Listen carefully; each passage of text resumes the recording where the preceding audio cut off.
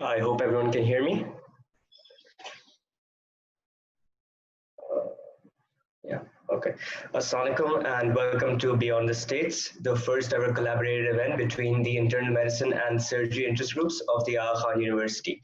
My name is Salman Haider and I'm currently a fourth year medical student.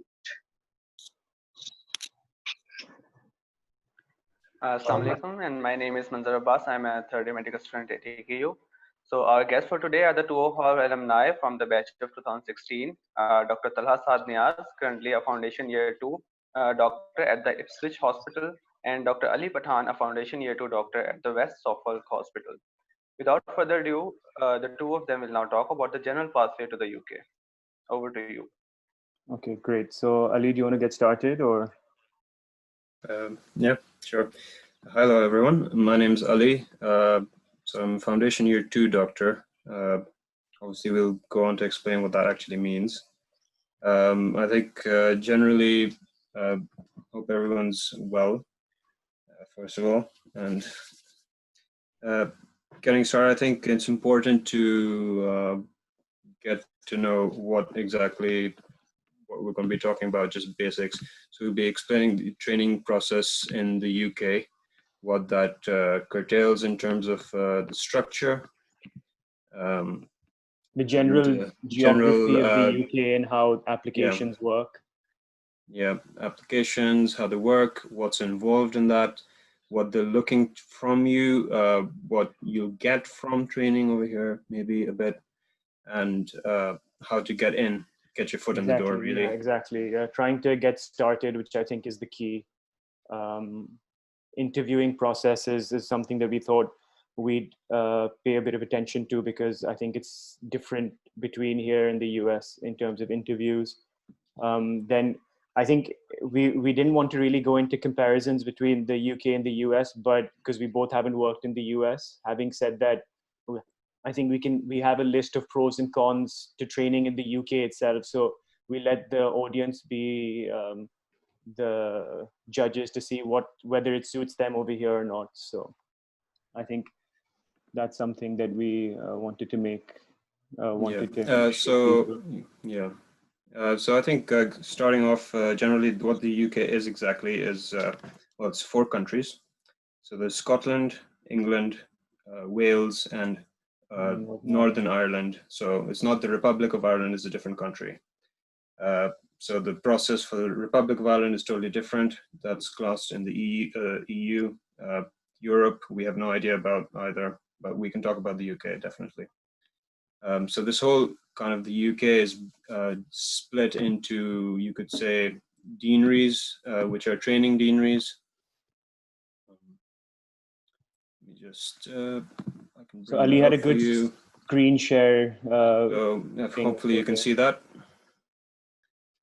So we have all these training deaneries, and essentially it's split. So kind of, you can say the region kind of from above 11 is essentially the whole of Scotland. So that's one deanery.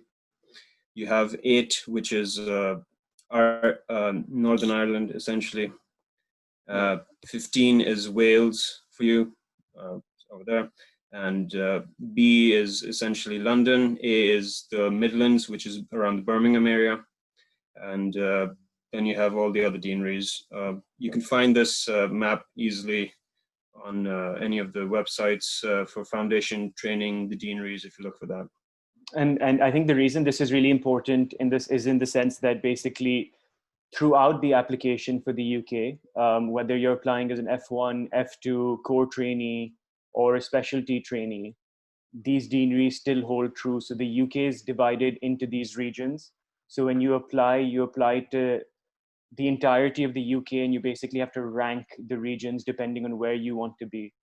I think now that Ali's explained this, we can go into how the training in the UK is structured as well. So I think there was a little bit of confusion, and granted, I think the system in the UK is different in the sense that it's not as straightforward from the outset, but once you're in the system, you realize that it is actually quite straightforward. So right off the bat, medical graduates over here go straight into their foundation year 1. and have to do complete foundation year 1 and foundation year 2. Now, what that basically means is that it's essentially it's like a house job, right? So you rotate between medical specialties, surgical specialties, as well as a community placement. Now, the community placement could be psych, it could be GP.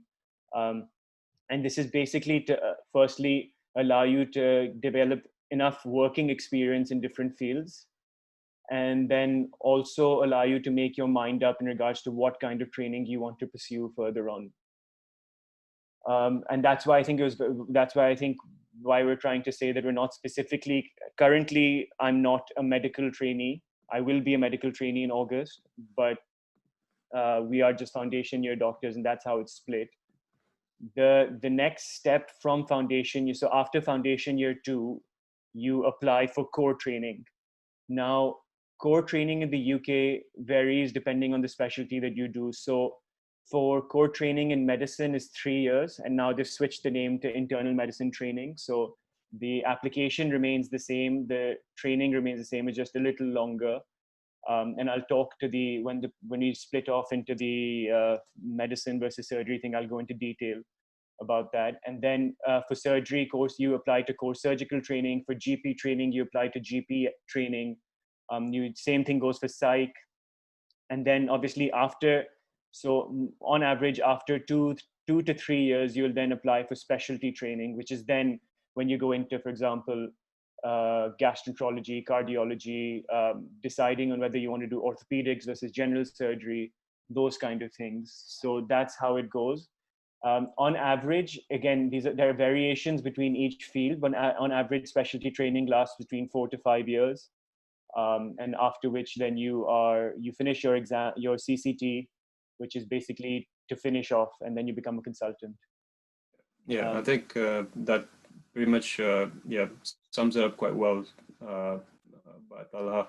I think it's just important to note that specialty training, when you're saying 4 to 5 years, that's after you've done your core surgical training. Exactly. So it's not inclusive of your core surgical training. So it's 2 years of your foundation training, 2 years of your core surgical or core medical training, IMT, that's 2 to 3 years. Yeah. And following that, it can be up to 6 years of specific specialty training in a certain specialty. And that could be respiratory medicine or orthopedics or vascular surgery, whatever you choose. And the way it applies to, so Ali and I both came in as foundation year 1 doctors. So we started off over here. We were lucky, I think, because both of us had British passports, so we could actually apply for those jobs. But I think how it applies to most people coming from Pakistan, so it would essentially mean that you do your house job, which will be your replacement for foundation year 1. And then you start off as an F2, pretty much. That's how majority of the people do it. And then once they start off as an F2, then they, from onwards, apply for core surgical, for core training, basically. Now, there are different pathways. And I think that's one of the questions that we'd seen that was asked. So we'll wait till we get to that point. I don't want to jump the gun too much right now. So I think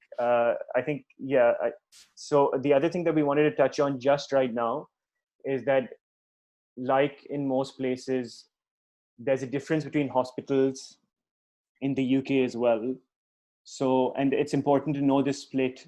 It doesn't affect you in terms of your training, but it's important to know this split in terms of just, I guess, facilities available at each hospital. So you have obviously tertiary care hospitals, you have district general hospitals, or what we call is DGHs, and then you obviously have primary care, which is GPs, etc. Now, tertiary care centers, there's usually in each deanery. So like as Ali showed you, in each deanery, there are a few tertiary care centers, and then those basically cater to the smaller DGHs. And that's basically to provide more specialist services. So like transplant centers, neurosurgery, more advanced oncology and fields like that. Now, some small DGHs might not have, for example, in cardiology, PCI available, and they refer to other centers. Again, that doesn't affect your training, because every training over here they do vary you, so they do make you rotate through hospitals as well. Yeah, I think that sums that quite up quite well. But obviously, in terms of different hospitals, in terms of DGH versus tertiary, obviously your experiences will be quite different, I think.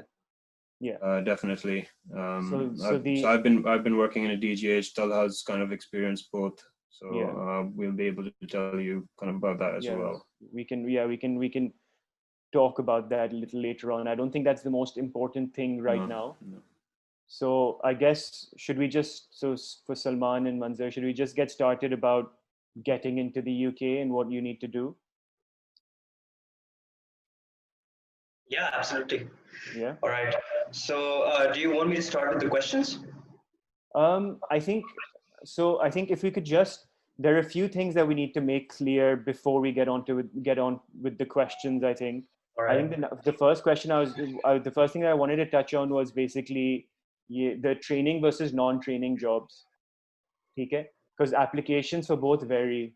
So when we're talking about jobs, primarily, you have foundation year so all stages of training are split into training versus non-training jobs. Okay. Now, training jobs is when you're an actual UK trainee and you're going through the program and their job is to train you, right? When you come in as a non-trainee or someone for like a staff grade job, you could come in as a specialist trainee, you could come in as a core medical trainee, core surgical trainee, or an F2. All of these non-training jobs that you apply for are basically you're stuck at one level. You have a specific contract and there's no responsibility for your employers to provide you training. You're there as service provision, right? So what our goal for this thing was to try giving you the pathway that we feel is the best, especially for fresh medical graduates, to get into training, right? So that's why I think this adds on to the point about different pathways. There are different pathways available, but I don't think any of them are as reliable as getting into training as what I think is the one that Ali and I have done, and what we will try explaining to you as well. Yeah. Okay. So I guess we can start off with how you apply to the UK. So let's say, do we start off as final year medical students? I think that's a good starting point. Ali, you get started. Yeah.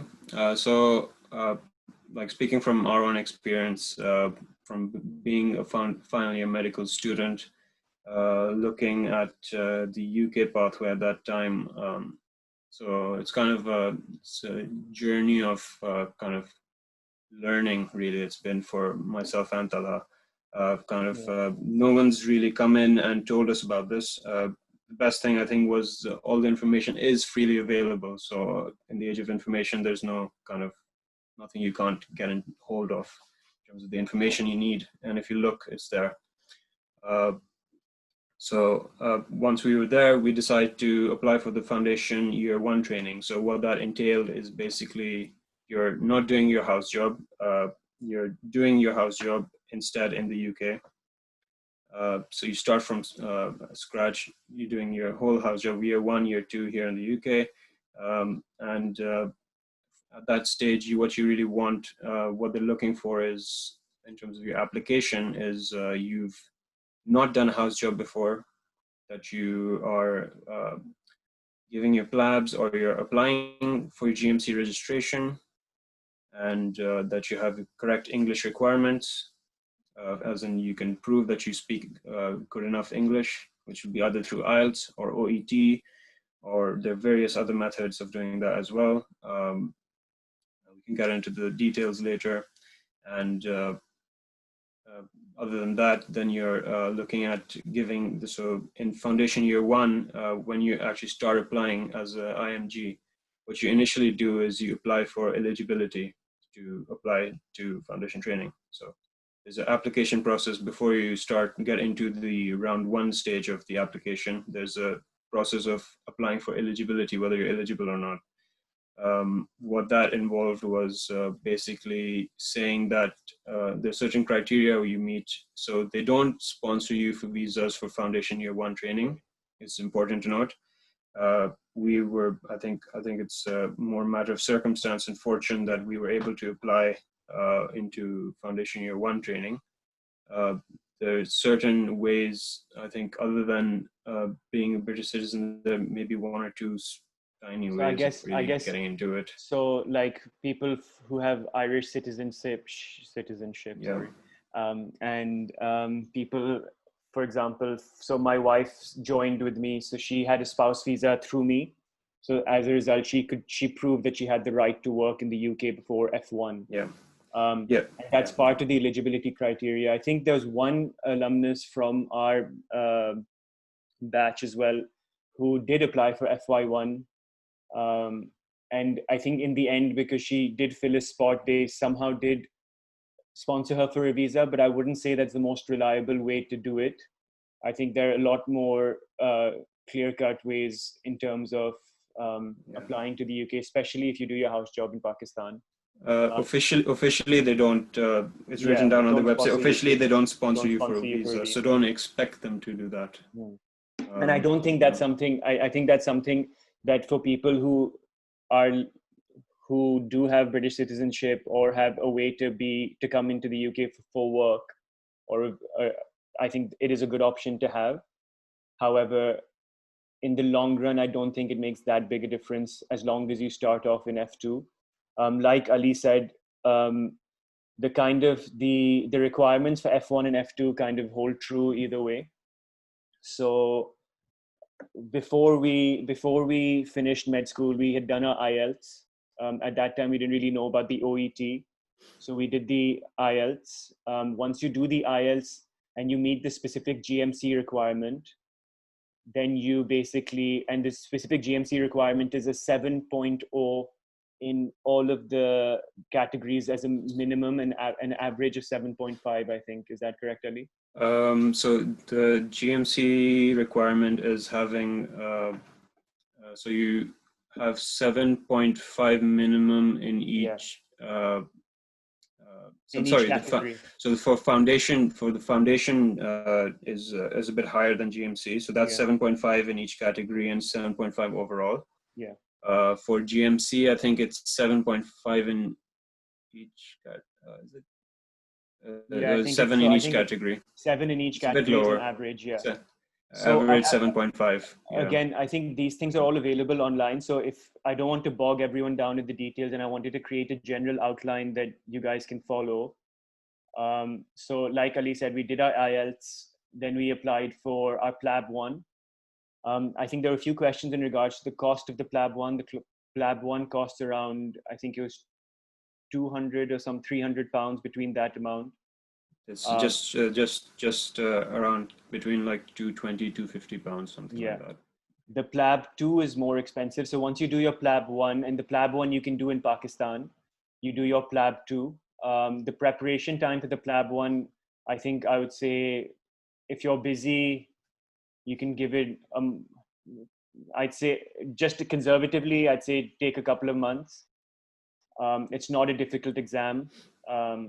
And you have online, so basically there's a PLAB group on Facebook that we both joined, and there was a past paper thing. So like in AKU, how you guys do the past papers, I would say it's very similar. It's very easy. You get done with the exam, and it's important for people to realize that the PLAB essentially is your ticket to getting into the UK. It doesn't determine what you do or where you get in. No one cares about the score. It's basically, okay, you've done med school. This is enough evidence that you've completed med school and have a baseline of information in your head, and so you can come. Once you do PLAB 1, you book PLAB 2, and you have to be very smart with PLAB 2 bookings because the bookings go really fast. Now, the thing is, over here, I think right now, because of COVID-19, the PLAB 2 has been cancelled, so that's affected a few people. I don't think it's a long-term sustainable strategy on their end, so they're going to restart it 110%. Now, it depends how travel from Pakistan, obviously these things are going to affect it, but so you apply for your PLAB 2. Before the PLAB 2, Ali and I came to England for a month, and that was to basically do a PLAB 2 course, right? And there are a few PLAB 2 courses. We joined someone called Samson, which is basically a 2-week intensive course followed. It's very grueling 2 weeks, followed by 2 weeks of practices and tests. and then you basically come for your, then you basically go ahead with your PLAB 2, which is basically an OSCE, and there are around 18 stations, 2 rest stations, 8 minutes per station. So once you do your PLAB 2, you can apply for full GMC registration, after which is that's when you start applying for jobs. So it's a big chunk of information we just gave everyone, but I think it's really important because that's the steps that that's a step that you'll take before getting into training. No, and someone just asked, we can't give PLAB 2 without house job. No, you can do. Ali and I gave it without the house job. So for PLAB, for the PLABs, the requirement is you've completed med school. So you can't give it in med school. You can't you give can it in only med give school. it after you've passed med school. So after you give your final exam and you've passed your final exam, not just giving it, after you pass your final exam, I should say.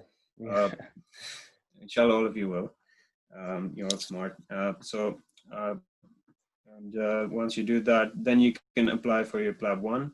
Once you give your PLAB 1, then you're eligible for your PLAB 2. PLAB 2.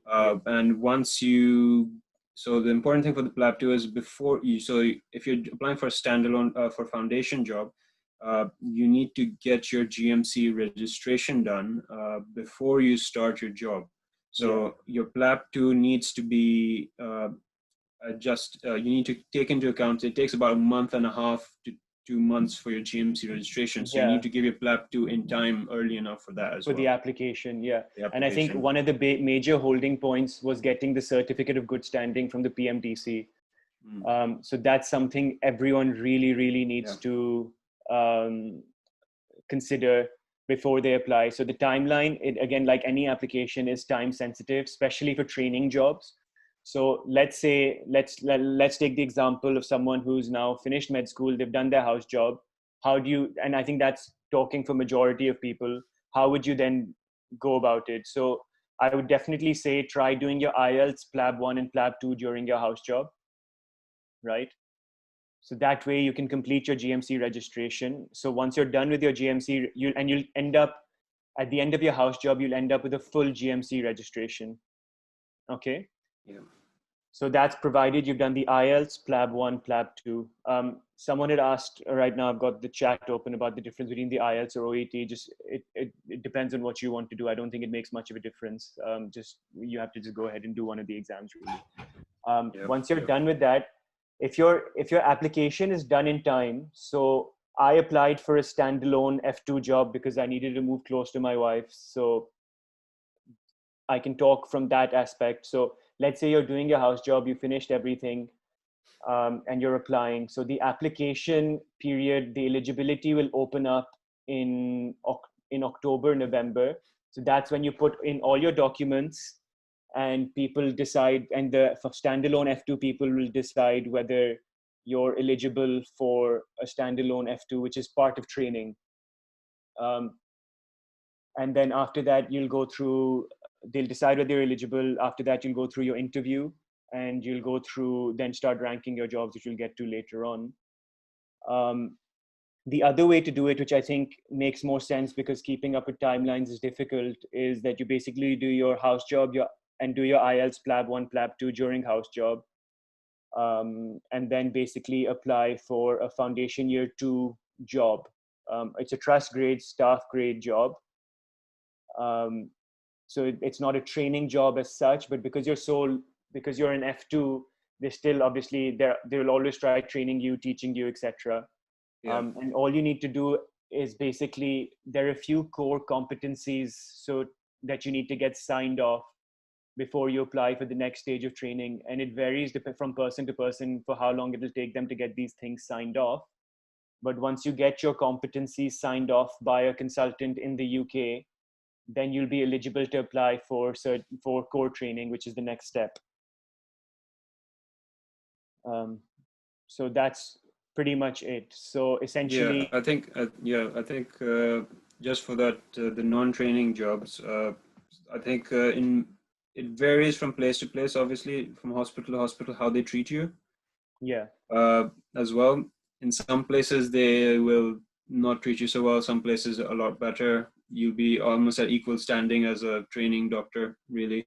You'll get all the facilities, same facilities and everything. In some places, they will just treat you for service provision. I think it's but I can't say from experience because I haven't worked on all Yeah, those. because we've both not had to encounter that so far.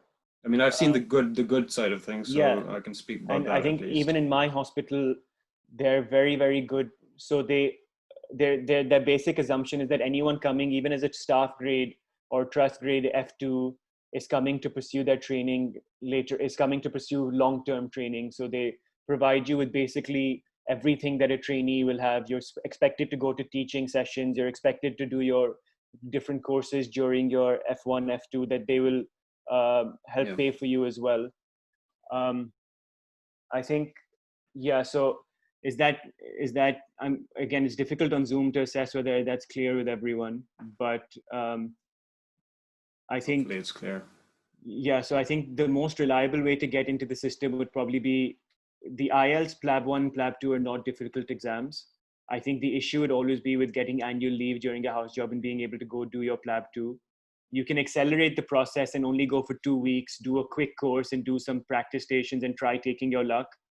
The PLAB 2 is a lot of stuff based on communication skills. Imagine it basically like an OSCE. So I would normally say around 2 to 3 weeks minimum you should keep for the PLAB 2 to do a course in the UK. Or I think one of the guys is now doing a course in Pakistan, and his name's Samson. So that's the guy we went to.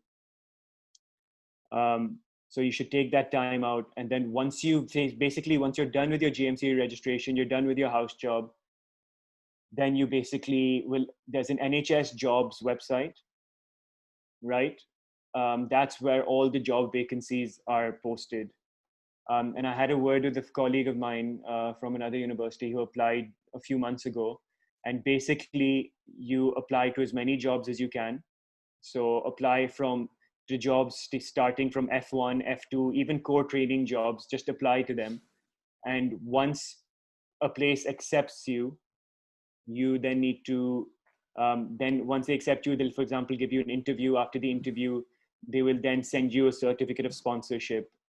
And then after that, it's a very streamlined process. So once they've accepted you, you've got the job, basically. And that will be your F2 job or whatever post of job it is.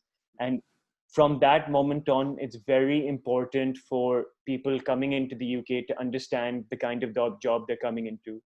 This is a stepping stone onto better things. It's not a long-term job. So let's say you get a neurosurgery F2 job, right?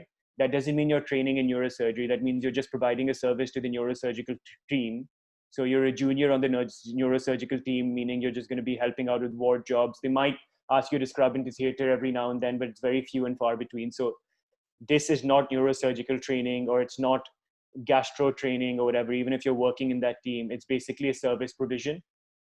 And you need to get into training for them to then provide training to you. Okay? Yeah, I think that's a really important point to highlight. Yeah, I think we should now move on to applications to the UK. So applications to training and how they work. Yeah. I think if you don't mind me just mentioning one thing. So when you talk about training jobs as well, obviously once you do your non-training step as a stepping stone, get into a training job. In some places they offer academic training as well. So that's basically kind of research blocks as well. So for people who are interested in doing that along with their clinical things or wanting to do PhDs in research, things like that, that's a thing to consider. Yeah. Just thought I'd mention it. Yeah. So the UK has separate tracks for people who are very keen on research. So you have academic foundation programs, you have academic clinical fellows, and you have academic training as well for all specialties, basically, to allow you to pursue further degrees, etc., and research. Again, these numbers are limited, so these jobs naturally become more competitive as well. So that's something that we all have to consider. Moving on to applications to the UK, I think the key to applications in the UK is to understand that it's a national, regardless of when you're applying. For training jobs itself, it's always a national portal. So it's called Oriel, where you apply. And essentially, it's a very objective system. So You can't talk to anyone. There's no point of getting letters of recommendation. They'll ask for letters of recommendation in person, but I think that's more of referees as part of the application. So you have to just give them the email and then pray that whoever you've put in the email will respond. The letter of recommendation, so it's not important in terms of getting the job. It's just they get it to make sure you're a sane human being. Exactly. Essentially. So they just want to make sure that you're not a risk to life. Okay. Yeah. The other things that they look at in applications, and the requirements increase with each stage of training. So because we both applied for F1, one of the base things that they look at, even for F2 actually, so I'll talk about F2 because that's more applicable, is your ranking in your medical school. So which centile were you in? So were you in the top 10, top 20, top 30? All of these add points to your application. Things like poster presentations, whether it's local, international. I know there's obviously as much research as you want is very good, but for one peer-reviewed article, you get 1 point. For more than 2, you just get 2 points, and then that's it. Yeah. Additional degrees, you get. So if it's a PhD, obviously you get, I think, a significantly large amount of points. You get 6 points or 8 points, something like that. And then for a master's, you get separate points. And then for things like audits and quality improvement projects, those are things that I don't know. Those are terms that I didn't hear much at AKU when I was studying there, and I don't think they apply. I'm sure they do them in Pakistan. And basically, what an audit is comparing your standard of treatment to what a guideline says. So let's say you're talking about INR management, so people on warfarin. If you can basically judge how people in your hospital are using the guidelines to treat people with high INRs and then make that an audit. And the way you turn something like that into a quality improvement project is, okay, I've seen that people don't really understand it. Let me try doing a teaching session to the junior doctors and see if that makes a difference. And then that's a quality improvement project. Quality improvement projects are very, very helpful for your application, especially into the UK, because they really, really believe in self-regulation of their management. So they're constantly auditing what they're doing and constantly looking on ways to improve themselves via the audits as well. What you guys should be treating it as is a tick box exercise to tick as many boxes for you to get as many points on your application. It's as simple as that. It's pretty much playing the game. So other than that, so your audits don't really need to be hospital wide. So remember that it can simply be you're based on one ward. You can do an audit just for that ward on something really simple. Prescribing of laxatives, bowels opening, simple. or warfarin, or you can go something more complex like surgical management and ensuring quality standards are met in terms of that. Even basic things like one idea I was given was going into the ward and checking how many people were on oxygen unnecessarily. Yeah. Right? Is that in keeping with guidelines? In keeping with guidelines, it's very simple. It doesn't have to be complex, but if you get that box ticked off, it's something very helpful. Secondly, just doing the audit isn't good enough. You have to present the audit. So you need to provide evidence of presenting that audit. It could be a local or national presentation. So that's the point system.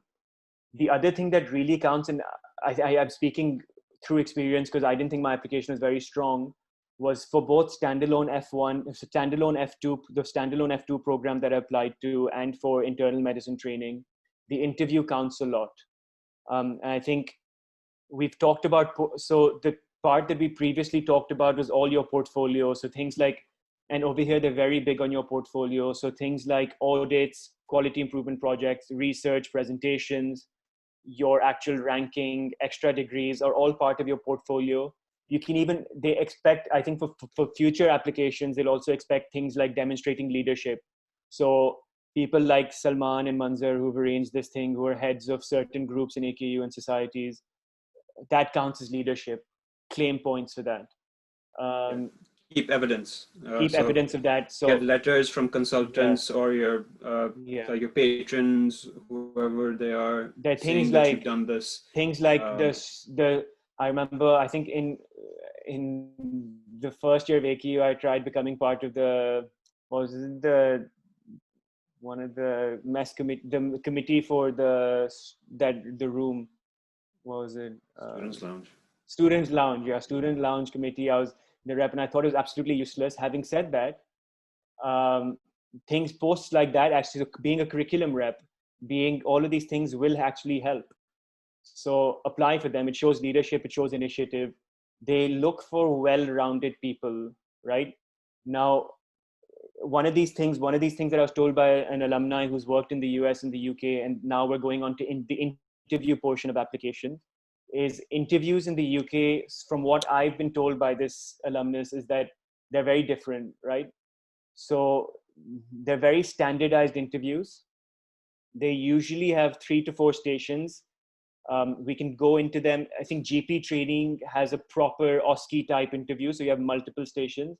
Medicine training, as does things like ophthalmology. Ophthalmology, yeah. So it's OSCE those style. those are very specific for specialties. Yeah. Medicine training was very straightforward. There were 3 stations. They really care about your clinical ethics here. So I know we all didn't really care about ethics during med school, but it is something that at least I didn't pay much attention. But it is something that we do need to pay attention to, because there's an entire station for the interview on clinical ethics. So things like confidentiality, things like your non-maleficence, beneficence, all of these things are things that you need to pay attention to and be able to critically think in actual situations. So I think that's one scenario. One scenario is entirely on your portfolio. So that's where you have to basically explain what you've done and account for everything. So they'll ask you questions about what you've done, and you have to show an understanding as to what you've done and how that improves you and how you cater to the requirements. And then there's always one clinical scenario, which will vary obviously depending on what you're applying for. The interview counts for a significant part of your point weightage system. So even if your application isn't that great, as long as you get an interview, you have a chance of doing well. Yeah. And that's in your hands. For the interview also, it's important to remember that, well, in the portfolio station where they ask you about your portfolio is also where they will ask you about yourself as well. Yeah. So things like your strengths, weaknesses, why do you think you're suited to this job, things like that. So that's where they'll ask you that as well. And it's important to know that this whole process that they have for the UK training is very stringent. It's they have written down exactly what you get points for, what you don't get points for. It's not based on anything you could get from knowing the person, or anything like that. It's completely meritocratic. So yeah, if that makes sense. So it's merit based. So if you've worked in the hospital and supposedly one of the interviewers knows you, they will step out of the room. So they won't be part of your interview. So you can try your best to know program directors, etc. The advantage of knowing people is guiding you. So know as many people as you want who can help guide you towards doing the right things with the application, maybe get you involved with things, but it's not going to help you get a training job. Yeah, don't get to know all the interviewers. Definitely not. Yeah, no. You won't have anyone left to interview. Yeah, exactly. Yeah, so so I think so we've talked about the portfolio, and I think that's one of the key reasons why I felt people should aim, if your plan is to come to the UK, then try getting into the UK as fast as you can, because that basically then helps you build your portfolio. Yeah. And it helps you gear your portfolio towards what you want to do, or if you want to stay in the UK and do certain things, then it helps you kind of gear yourself towards getting into the system. Whereas if you spend majority of your training in Pakistan, you might not have a CV that is geared towards you working in the UK. And so even if you have a lot of stuff and you've done really well, which I'm sure everyone does, and you might be disappointed that they don't have a job for you because you don't meet certain requirements. And that's why I think it's very important to get into the system. If you're sure you want to come to the UK, then you get into the system, like we're saying, as soon as possible, and try getting into a training posts as soon as possible. Yeah, I think in the portfolio, other than this, the things you mentioned about leadership, degrees, audit projects, quality improvement projects, you also have things which are more specific to kind of your specialties as well. Yeah. So, Yeah. but the thing to know is that those things don't carry as many points as yeah. the other parts. So, So these general things which are about audit projects, about obviously the degrees is only what you've done till now. Obviously that's limited by that. And there are a lot of people who don't do advanced degrees, masters or PhDs. Certain specialties are very competitive and most people do it for those, but like neurosurgery, a lot of people have PhDs. But other specialties, you have surgical trainees who, a lot of people don't have master's degrees or PhDs, people going into surgical training. And then you have gynae, GP, all these other things as well. So they have different kind of requirements sometimes as well in terms of the exams. I think now that you've touched on different fields, so what, as a someone who's coming to the UK, I think it's important for us to tell you what options you have available. So obviously you have your run-of-the-mill options like medicine, surgery. I'm not going to go into the specific fields. You have ophthalmology, OBGYN, varying, each specialty is competitive depending on the type of specialty that you want to do.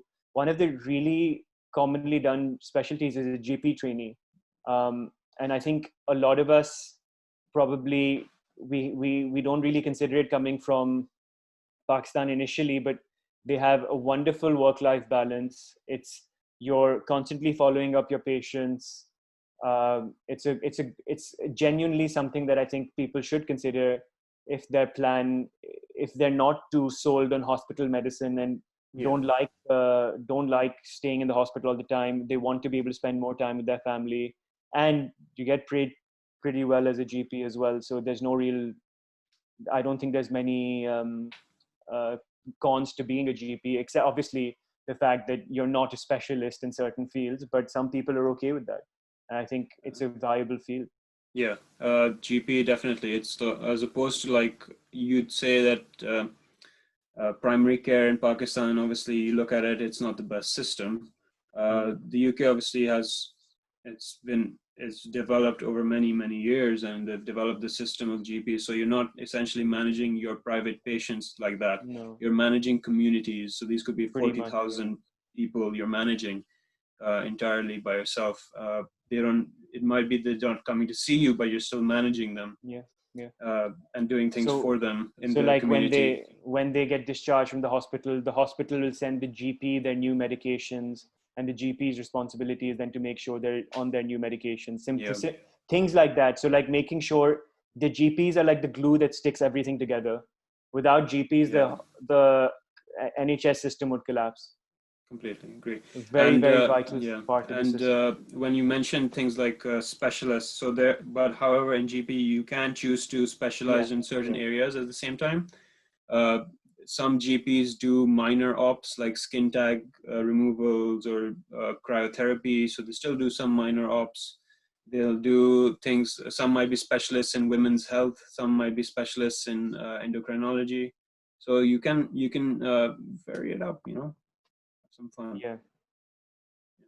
So I think we've gone through most of the things that you need. Obviously, it's one of those things that, again, this is a session trying to basically outline how training works. And I'm hoping that most of the people understand that there's foundation training, core training, and then specialist training. These are all different steps to your training. And there's different applications at the start of each training that you have to apply to. I think we've tried going through the number of the different types of options you have available, options that are different. We've talked about eligibility criteria. We've talked about your portfolios and interviews. So I think if there's any other questions that Manzar or Salman want to ask us, Abhi, about anything that we've missed, I think from this part.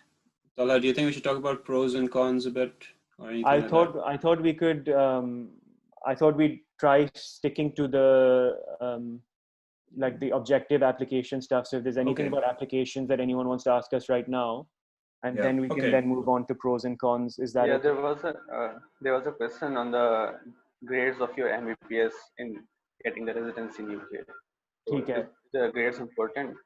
So yes, so getting training in the UK, yes, your exact rank in university. So like if you're 6 and someone else is 5, that's not going to make a difference. But if you're ranked 6 and someone's ranked 15, then there will be a 1 point difference between your applications. So yes, your how you rank in university does make a difference.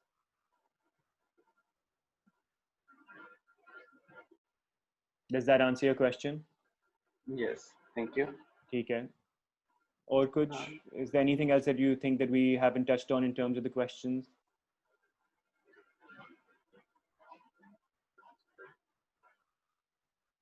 So can you please mention about the FCPS and PLAB options? Like what is the difference between FCPS pathway and the PLAB pathway? So FCP, yeah, Ali, you go into it. If you don't mind. Yeah.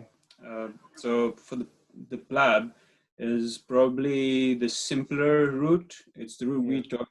I guess from familiarity, we can say that does come some bias as well. But genuinely, I think looking at it objectively as well, other routes in terms of would be either you give the PLAB, then the other option is you do your complete MRCP or your MRCS, which involves giving part 1 and part 2, which is the OSCEs. The OSCEs are a bit difficult compared to, well, I wouldn't be attempting it after my F1. Definitely not. I would get experience. So so adding on to that, then the third option is you do your FCPS, and FCPS means not FCPS part 1, means complete FCPS, which means by that time you're already a consultant. Yeah, and I think this adds into the point that I mentioned earlier that you, like I said, the FCPS is an extremely difficult exam. You've done really well to pass it, and you're probably at that point a very, very qualified person. But you might, because you've not been in the UK system for that long, you might not. Again, there are red herrings. So you'll hear someone who's done the FCPS come here, done training, done a job. But I don't think that's a reliable way of going about it. The MRCP, like Ali said, and MRCS, they both have clinical components. And a huge part of that clinical component is working in the UK, developing your clinical skills in line with what they expect over here. And I think your chances of success are, I'm not saying that you can't pass. People in Pakistan are extremely competent in terms of their clinical experience, but maybe it's not developing it in the way they expect over here. And so if you want to increase your chances of doing well on the exams, then I think starting off here and doing your exams here once you've started work as well. So you can do the written parts of the exam, but I wouldn't say trying to do all your exams before. And the PLAB again is a much easier option. It's a cheaper option. There's less chances of failure. And you're still gonna get the job, and then you can take your MRCP and stuff later, or MRCS later. I think I'd add that if you're doing if you are kind of doing the MRCP or the MRCS after getting experience, if you're doing things like applying after you start residency, even in Pakistan, that if you've started residency in Pakistan and then you're applying, that automatically disqualifies you from applying to core surgical training and the initial specialty training because you have experience. And what the really big downside of that is you're forced to go into a non-training job, and that could potentially, you could be stuck there for a few years. That at that stage is where some politics come into play. Yeah, exactly. So you don't want to get stuck in that situation. Yeah, so like Ali said, so essentially you can do your entire MRCP outside of the UK, come to the UK, and then you can't apply for core training jobs once you've completed your MRCP or MRCS. You have to apply for specialty training jobs after that. So it's important to clarify, giving the MRCP and MRCS does not disqualify you. It's having worked as a specialty trainee that will disqualify you from applying. More than 18 months of training in a specific specialty disqualifies you from applying for core surgical training in that job. Yeah. And what they're trying to do with that is trying to allow people who don't have as much experience it's trying to create a level playing field, right? So if someone's a consultant here and then applies for core surgical training and he wows people with his surgical skills, that's not really fair comparing him to someone who's just done F1 and F2, right? So they're trying to make sure that there's a level playing field. And keep in mind, the later on you apply for training and jobs, like Ali said, the more politics get involved, the more difficult it is to get out of the trust grade or non-training job into a training job. So again, from most of the people that I've talked to and the most of the people I've seen, they've all either started off as F2s or core trainees and moved on from there. I hope Okay, that And answers that. is it necessary to have a clinical experience in UK before applying for residency, like having some electives there, no. or? So the one thing I'm gonna try to sorry, I hope you don't mind, but if you're talking about the UK training, try to use the correct terminology. So stop using the word residency, stop using the word internship. I think, especially when you're communicating with these people in the UK. Yeah. Not So when not you're us. applying for I mean, jobs, like not if us you're because we applying for don't care. jobs, Yeah. because you're it shows that you've invested some time into looking at it at least. Yeah. So in that way, Because so we obviously, understand the lingo, yeah, but they might not understand it really, because yeah. a residency application over here might be applying for permanent citizenship. So that's why I think it's one of those things that if you are applying to people, if you're talking to people, I think another very simple thing that surgeons like to be called here is they're not doctors anymore, they're misters. So if you call a surgeon a doctor, he's going to be like, what are you saying? They actually take offense to it. So surgeons are not doctors. So even when you email them, it's Mr. And when you refer to them, it's Mr. as well. So these are very small, annoying things, but it's something that, like, once you work here, you realize. And it takes a while for us to get used to saying Mr. But after that, it's okay. Sorry, the question.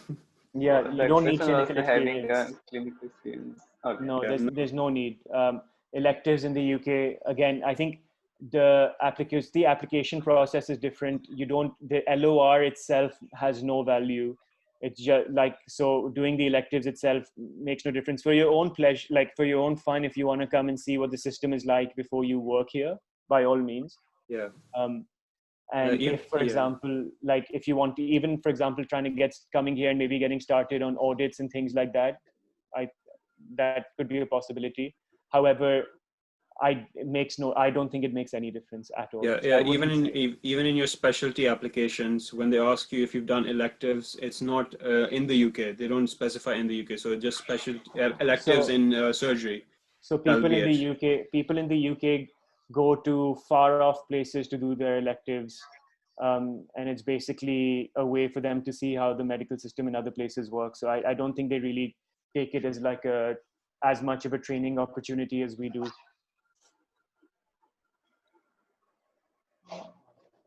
Anything else? So the next question is, does completing a house job before applying into FY2 increase your chances of success rather than going into foundation year 1?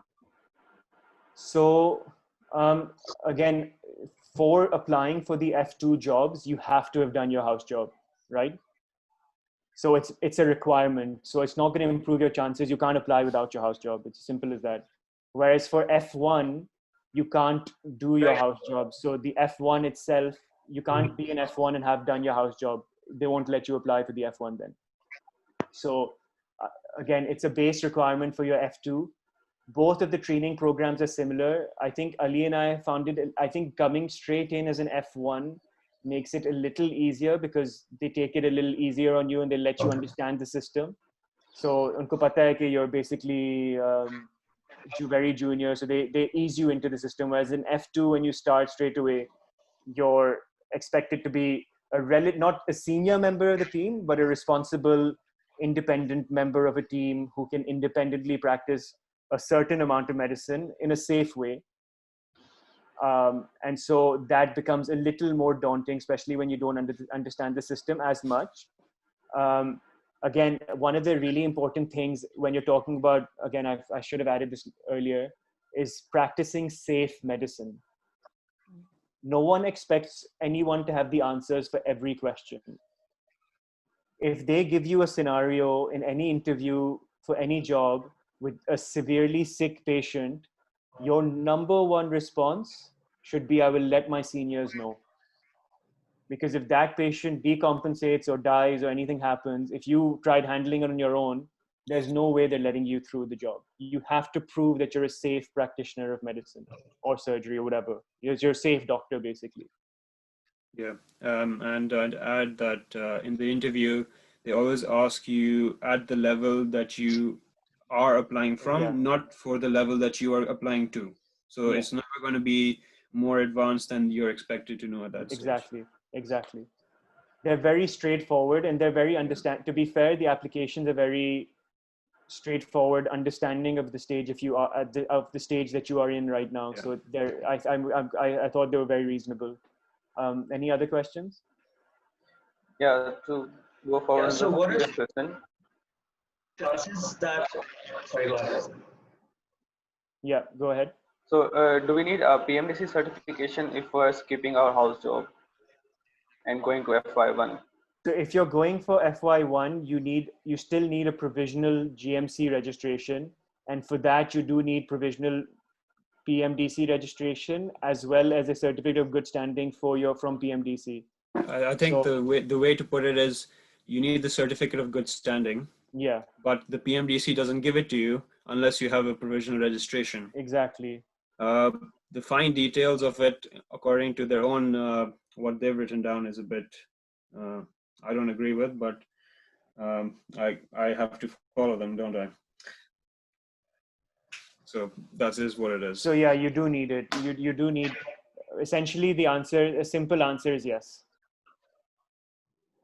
And again, for the certificate of good standing, it's only valid for 3 months. So you really have to be very good with your time management when it comes to applications.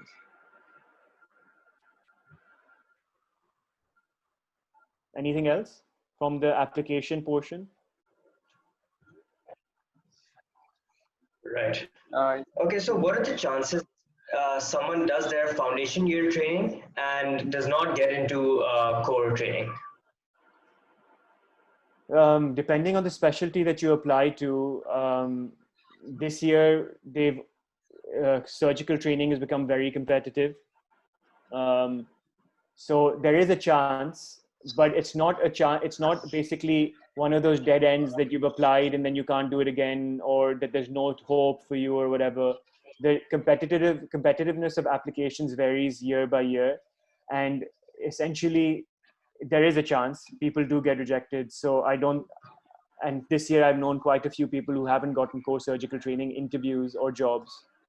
So I think that's one of the things that we wanted to explain to people as well, that I know it's competitive in the US, but it is quite competitive over here, especially for difficult specialties and difficult training programs. So don't think of it as an easy way out. You'll still have to put in hard work and still have to make your portfolio good enough to apply. So I think, Ali, is there anything else that you want to add on to that? Yeah, so I think in terms of the numbers, I can speak a little bit. Yeah, go ahead.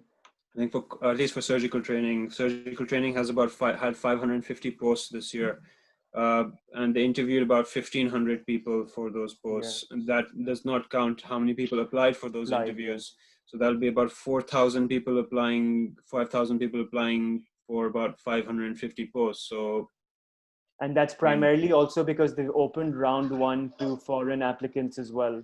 Yeah. So now everyone can apply for core training. Even if you're in Pakistan, you can apply straight away. That's not to say that you're going to get the job or get the interviews, because you have to then obviously also you have to get your competencies signed off as well. So that's one of the things. What that basically means is that people who are local UK graduates have no advantage over people who come from abroad, do trust grade jobs. Exactly. So all of you are at a level playing field if you provided your application is good enough. Yeah. I think I can speak for medicine. I think medicine had around 4,500 to 5,000 applications this time. The total number of medicine jobs is far more in the UK because I think the number of medics overall is higher. So it goes up. I think they had around 1,900 jobs.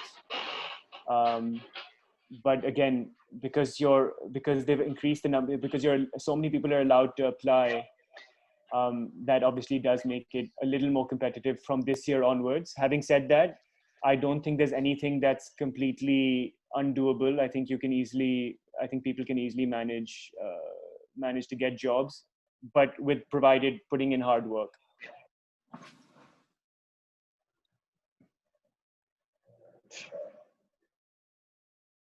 Okay, so Dr. Talha, if you had to rank the importance of something in your application process, then how would you rank it? Like, for example, research, LORs, anything like Okay. that? Yeah, I think that's a good question. It's a very good question, actually. So in terms of ranking, I would say, so things like research, poster presentation, audits, QIPs.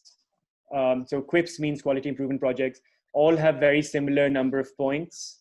An additional degree would be even better. You get more points. I don't know if everyone has the time or is able to do that.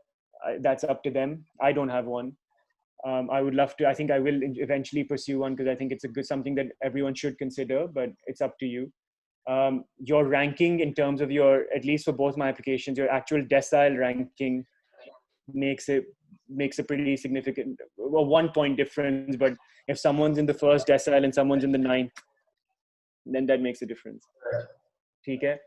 And then in terms of your ranking for the jobs, your interview makes a huge difference. So provided you get to you're eligible for an interview. So again, your application is first judged objectively, and then you come to the interview where you have your chance to impress. So provided you get the interview, then that's, if your application, like I didn't feel my application is very strong, that's your chance to then shine, right? Then, and that way you can mention, so like even in your application, they ask you for commitment to specialty, etc. That doesn't give you any extra points.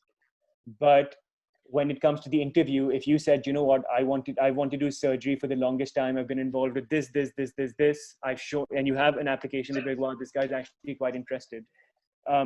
People, I think, really focus on objective things as well. So like doing your MRCP just gives you 1 point. At least for our application, gave us 1 point. The benefit is not worth it's not worth the effort. So I would focus on doing more extracurricular things and trying to get those things sorted and basically tick as many points as possible. But it's usually 1 or 2 points per thing. So you can do 15 research papers, but you're only going to get 2 points. Or maybe, I think as you go further on in training, the number of research articles in peer-reviewed journals can affect the number of points. So in my current application, when I applied, those things, you can get more points depending on the number of articles and how many peer-reviewed articles you've published, etc. But having said, so like there's a difference between national and international poster presentations, national and international audit presentations, etc. So, but again, the overall thing is maybe a few points in each category. All of these things are available online.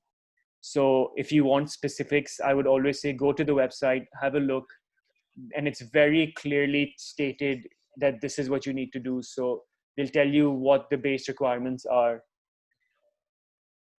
Right. Does that answer the question, I hope? Yes, I think it does. Yeah. Okay, so I think that now we can move on to general questions about the experience of a person in the UK. Okay, yeah, I think that's fair. I think that's good, yeah. Okay, Manzur, go ahead. Okay, so please tell us about the working hours and of the, what do you say, residency? Sorry, I forgot. The training and how to maintain a good work-life balance. Yeah, fine. Okay, so Ali, do you want to get started, and then I can add on? Yeah, you get started. Glad to. So in the UK, while it was part of the EU, there was something called the European Working Time Directive. What this means was that under no circumstances could you work more than 14 hours in a row. In circumstances you were asked to work more than 14 hours in a row, you would have to have a 5-hour sleep after those 14 hours before you'd be allowed to work anymore. So generally, there is no shift on any NHS roster that is more than 12.5 hours. Yes. And after that, you go home, you come back for another 12 and a half hour shift. You might do 4 of these shifts in a row. In most hospitals, at least in mine, they have a rule that in a week you can't work more, or you can't work, if you're working consecutive days, you can't work more than 78 hours together in consecutive days. So after that, before you breach that, and that's not part of the European Working Time Directive. So that is an NHS kind of a policy, that 78-hour thing. So you do get a good amount of time to yourself, whether you're recovering from working or whether you want to spend some time doing something else. And if you have these kind of shifts where you're doing on calls on the day or during the night, you do get a few days off. Always after that, you get at least 2 to 4 days off. So you get a good amount of time. Other than that, so you get a good amount of time to do things you want to do, whether that's you want to spend that time developing your portfolio, whether you want to spend that time reading up just with family, reading, going on trips, enjoying yourself. So I think adding on to Ali's point, so like in most hospitals, your normal working day will either be, it depends on whether it's surgery or medicine. Surgery is 8 to 5 in my hospital. Medicine is 9 to 5 in my hospital. Currently in Cambridge last year, my hours were a little longer. So I had my normal working day for medicine was 8:30 to 6. In surgery, it was 7:30 to 5:30.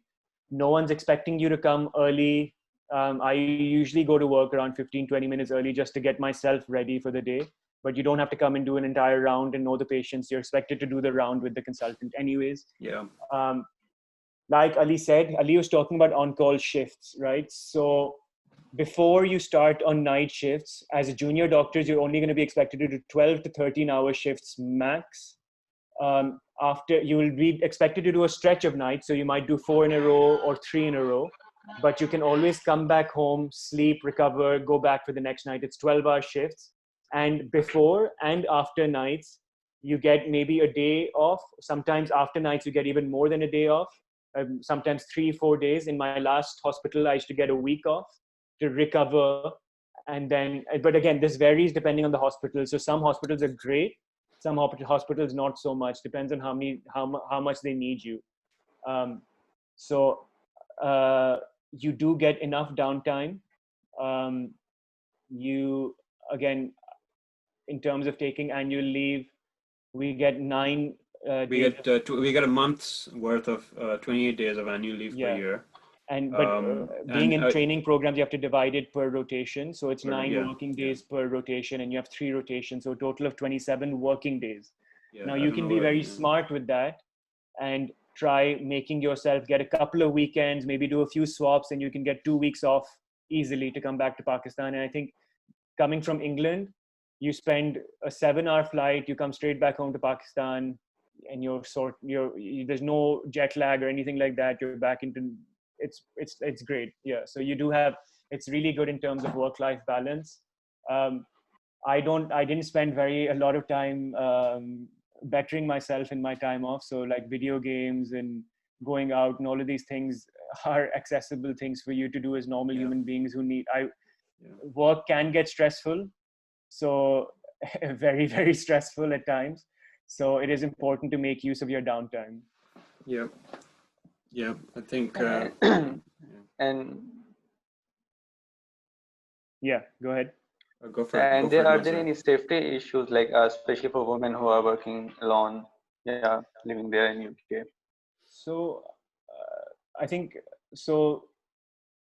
I think it varies depending on where you live, number one, because I think the experience you'll get in the UK varies significantly in where you live. There are obviously a few common things, regardless of where I'm living. Even if I'm living the world's safest place, I would be careful with. I think big cities like London, Birmingham, Manchester, all of these places, being metropolitan, big cities, have similar areas that you should avoid, similar times of the day that you should avoid. Now, if you're a girl walking in the middle of the night coming after a night shift, or going to a night shift at 9-10 p.m., going to a hospital that you know you're going to cross through a bad area, just take a taxi, like, but otherwise I've not personally, my wife works over here. She goes for her night shift. She uses public transport. Actually, I have not experienced any kind of safety concerns. Obviously, there are going to be, it happens all over the world. But I think all of us coming from Karachi, I'm sure the people from other parts of Pakistan as well, I don't think there's anything for us to worry about particularly. Just be careful. Like, I would give this advice regardless of where you go. Yeah, I think I agree with everything. Be careful, and something bad could happen anywhere, to be Yeah, fair. exactly. I think Whether you're in Pakistan, UK. So where Ali's living right now is a very nice, safe place. yeah, it's very safe. Yeah, But I think what I've seen from my colleagues is some of them still take taxis home while yeah. I'll just walk I at think night. But that's where personal where I'm preference. living right now has some dodgy bits, so I usually drive to and from work, but again, literally nothing has ever been said to me. No one's ever had a go at me, or no one's ever tried stealing anything. And last year when I was living in Cambridge, I used to go out of the house at 12 a.m, 1 a.m, and like literally there would be log yahan pe, they sleep very early, so the roads are empty. Basically there's nothing. Obviously I don't think there's many people around at that time anyways, so just be careful. Okay, That's my and advice. are there any have you faced any kind of racism or like act of biases in your experience? So acts of biases are severely limited because of the national application thing, so they can't be biased in the application themselves itself. There's no way of them being objectively biased towards you. It's all through points, right? Racism, again, the areas that we keep in mind, England has so many desis in it that they're used to seeing us around, right? So It's very, very multinational very country. Yeah. very exactly. Some areas obviously more white than others. It's like anywhere in the world. So maybe like in certain small villages or certain small towns, there are fewer desis around, so they might be a little confused. But I have not once in 2 years experienced any kind of racism. That's not to say that there isn't racism. I'm sure in some pockets there might be. So I don't want to create this rosy picture, but I haven't experienced anything, and I don't think there's any bias based on skin color really. I think you'll see that as he was saying, like with the safety issue as well, in larger cities, you Yeah. will tend to see, or in areas which are more working class in terms of Yeah. ports, factories, things like that, Yeah. you will see people who are maybe have those A little more tendencies. ignorant, I'd say. Yeah. They're ignorant. I wouldn't say they go out of their way to be racism or things Yeah. like that. A lot No. of the times it's just ignorance. And keep And in mind, you see that ignorance even in people who are more affluent, though, I will say, yeah. from my own experience. It's not something that they try to be racist or are Yeah. hating you. Yeah. It comes off in an ignorant way. You can And brush it off and having just get said on with that, your life. But as a doctor, if someone is racist to you while you work, no one's expecting you to continue treating that patient. Yeah. If someone is racist to me, I'd say thank you very much, I'm done, I'll call a colleague to come and see you, I cannot continue this. It's as simple as that. If they're really bad, they'll kick them out of the hospital. Yeah. Even. There's absolutely no tolerance for No anything like tolerance. that. Secondly, I think in the application process, you're speaking about, there's no racism or anything like that. But I think in terms of surgical training, you find, I think sometimes women are disadvantaged. Uh, but it's not hugely or anything. I've spoken to people about this generally, about any disadvantages that exist and things like that.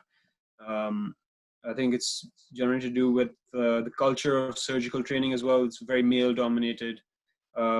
Saying that, I will say that all the surgical departments at my hospital have at least they're not male. They're still male dominated, but they have female consultants who are lead. The female consultant for orthopedics is the lead.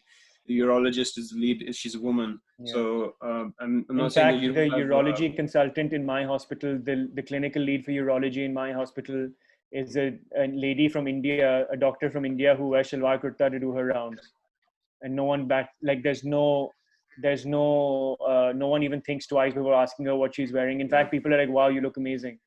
So, and I think in my hospital's general surgery department, there are a total of 4 trainees and 2 staff grade doctors, the 3 out of the 4 trainees are actually women. So I think it obviously your experience varies from field to field, but I can speak from a medicine perspective that I think there's so many women medical doctors that I don't think there's any particular. In fact, I think just because women tend to be a little smarter, they probably get better jobs. So. All right. So another question that we've been asked a lot is, can you please elaborate on the financial aspect of things? So like starting from the cost of applying for your PLABs and all those and all the application process, and then moving on to the salary that you get as a trainee, and then further on as you move later on in life, then as a consultant and so on. Okay. Yeah. Fine. So let's start off with the costs. I think the PLAB one costs, like we said, 200 to 300 pounds. Obviously, ticket prices and things like that vary, so I'm not going to add those into it. Visa applications themselves, again, for applying for PLAB 1, for doing your PLAB 1 and PLAB 2 in the UK, sorry, you have to apply for a normal visa. I don't know what the application for the price of that is, but it can't be too much. PLAB 2 costs £865 last I checked. And then applying for the course during our time was £500 that you'd pay, and then you'd be sorted for the course itself. Uske baad phir accommodation ka, my advice would be, if you have anyone that you know, pick a course near them and then try living with them, simple, and save costs that way.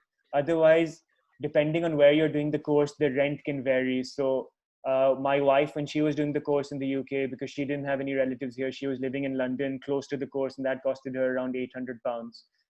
Not advisable again, but again, these are things, obviously you can avoid all of these costs by being smart and trying to cut costs where you can, and living in certain places. London is by far the most expensive place in the UK. That's number one. So anyone who has aspirations of working in the UK, if they want to work in London, they have to understand that they're going to get absolutely destroyed by rent and everything like that. Okay, so that's your application. But IELTS ka, I don't remember the cost specifically. Ali, do you remember? It was when we gave it, it was in rupees. It was about 20,000. 20,000 rupees. Okay, so you add all of these costs together. It's not a cheap application, but it isn't obviously. It's not. I think there are other applications that are more expensive. So these are the bits that the NHS won't refund for you, right? Now, let's say you applied for a job, you've got your registration, you've applied for a job, and now they've said that you've got the job. Now, what else can you? What will they do? So they'll send you the certificate of sponsorship. Depending on which job you're getting and what the perks are, some will give you, say that we'll cover your visa costs and we'll let you come, we'll pay for you to, we'll basically cover your visa costs, and you basically just pay for the ticket, and we'll cover your moving, like relocation fees. So like things like extra luggage, etc. I'm sure it varies depending on the application. So a friend of mine who applied last year, they've paid for his entire visa costs, right? So I think that for him and his wife both, that's around £2,000 in total that they've paid you back. Again, you initially have to pay out of your own pocket, or they might actually give you the money to apply. But I think more often than not, you have to pay out of your own pocket, and then they refund you as soon as you come here, right? The visa application itself for a tier 2 visa, once you get sponsored, is 80,000 per person for the visa. There's an expedited fee, but Jerry's in Pakistan does not do an expedited thing, so I don't think it's advisable. So you can pay the fee, but fayda nahi hoga simply. And then the second thing is paying for the health surcharge, which is basically you being able to come to the UK and using the NHS for your healthcare. Up until recently, it was £600 per person per year. And if you're coming with a dependent, then you have to show that you've got enough money. If you have to pay for all 3 years of your job contract at the time, or however long it is that you'll be in the UK for that period. So the person I was talking to said in total it costed them, because him and his wife were both applying for jobs, so it costed them 160,000 per person for the health surcharge, and then that was it. After that, they are now being refunded £800 each as per their initial visa application process, etc. The health surcharge you still have to pay because that's basically you paying for your healthcare. It's as simple as that. But the visa application they do return to you. The health surcharge also Has been so waived, I think now. so at the moment it's in Parliament. They're trying. There's a lot of pressure on the government to get it completely Taken taken away for off, NHS and key but workers. just for people who are working in the NHS. So you need to pay for your dependents at Yeah. the same time. So like if you're right now, because if you come with maybe your family, so if you come with your wife, you spouse and a child, you and your spouse and child are not in the NHS. Obviously, child not working. Then you have to pay for them. Yeah, unless you have a very professional child who's working in the NHS and you're 70 years old. But yeah. All right. All right. And what about the finances of training and so on? Okay, so I think that's one of the. So while you're training as a trainee, I think your salary can vary depending on the kind of rotations you have, not massively though, and the amount of extra hours you do. So while you're a trainee, when you're doing your GP placement, so not when you're in GP training itself, but when you're in your GP placement of training of your foundation year 1 and 2, your salary dips because you're not doing as many extra hours. I think you get paid on average close to, for FY1, I would say between 35 and 40,000 pounds a year. For FY2, around 45,000 pounds a year. For F2, for CMT onwards, and your salary goes up each year. So CMT onwards, it's around 50, 52. Reg training will go up until Reg training, you'll do 65. Now, one of the things that Ali mentioned, and one of the things that you guys mentioned was work-life balance, right? Now, obviously, you're contractually there. They have to pass certain regulations with your rota to allow you enough time off. Now, let's say you're a workaholic who just wants to work and wants to make extra money, right? Certain hospitals will have certain vacancies depending on where you work, and you can take up those extra shifts. Usually they're on-call shifts. You get paid per hour on those shifts. So if you're doing a 12-hour shift as an SHO, as an FY2 in my hospital, you get paid close to £50 an hour. So that means in one shift, you'll make £600, or close to. Okay. Right? So these are all ways to supplement your salary all the way to a consultant. GP, that's before tax. That's all before tax. Yeah. Tax over here, I don't want to get into tax over here because there is a significant chunk of your salary that can get cut into tax, like other places, probably more so than other places. The salary itself, to be fair, my wife and I both work here. Ali's been here alone. I don't think at any point that I felt that I've not got enough money to do something that I want to do. Like, obviously, I'm not saying that you go to central London and buy a Ferrari. No, you can't do that as a trainee. That's never going to happen unless you got some other business, right? But having said that, reasonable things you should be able to enjoy. Extravagance, like you should still be able to afford to go on vacations. In fact, going on vacations from the UK to the rest of Europe is cheap anyways, so you're enjoying yourself with that. But yes, tax can be annoying. But having said that, at least your tax over here is paying for people to get treated where you're working. So, the tax is going somewhere.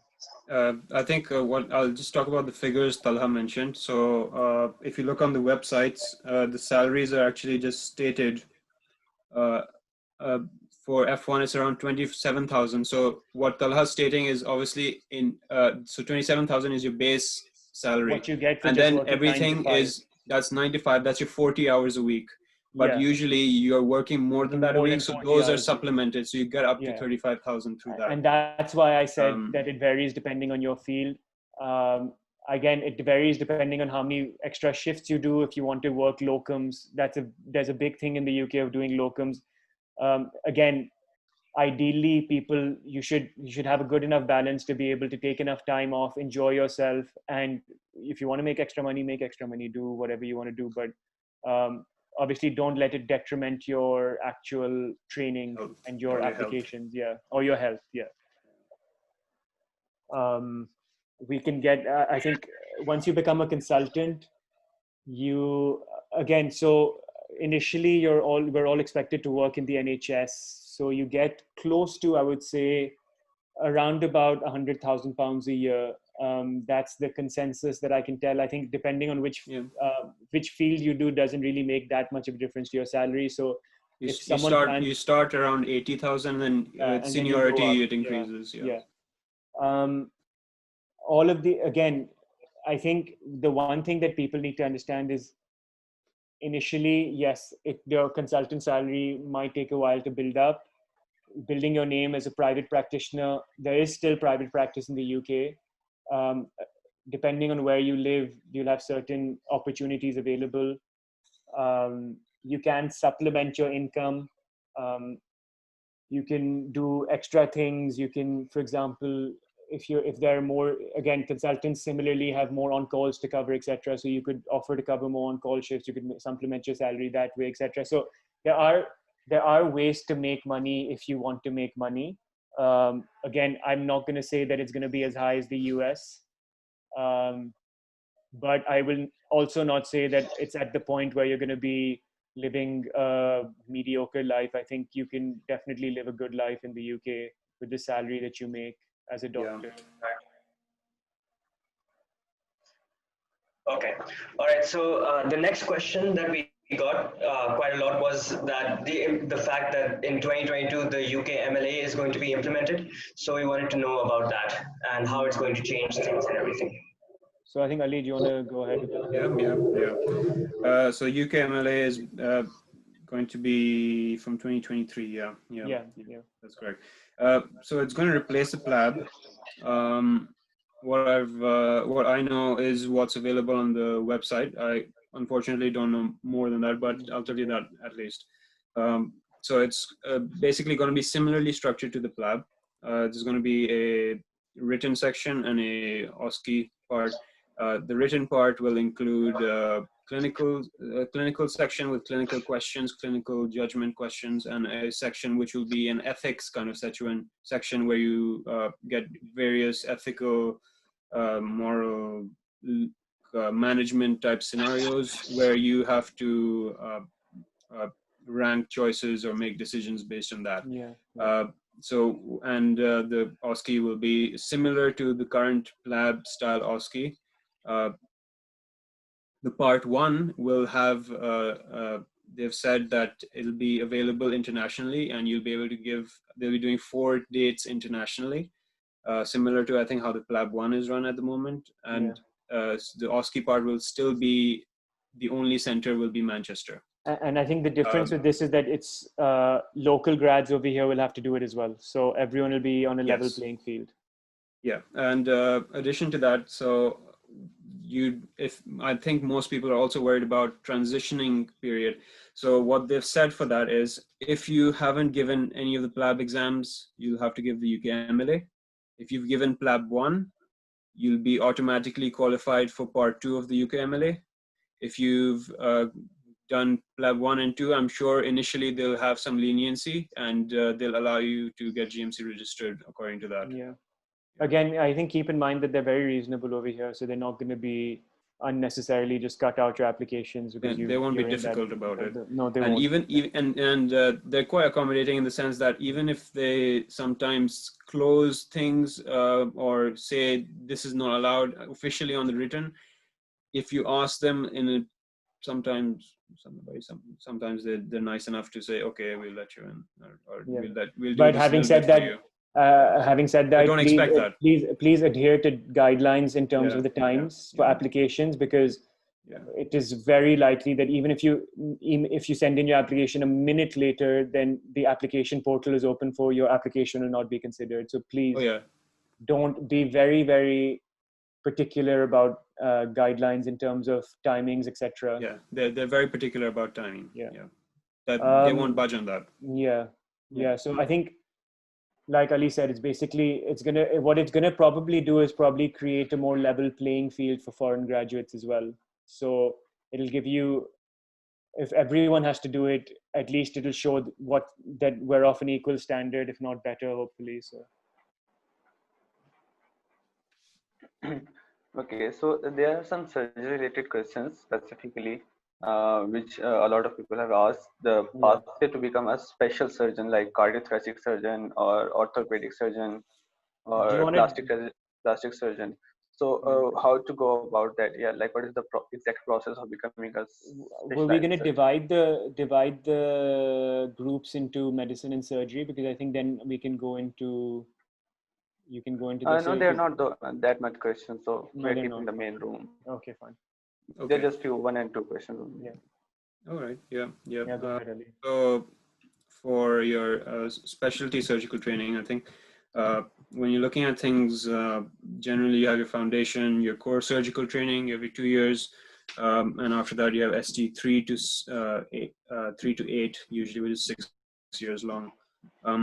When you're applying to things like cardiothoracic, I think they for some specialties they actually have run through programs.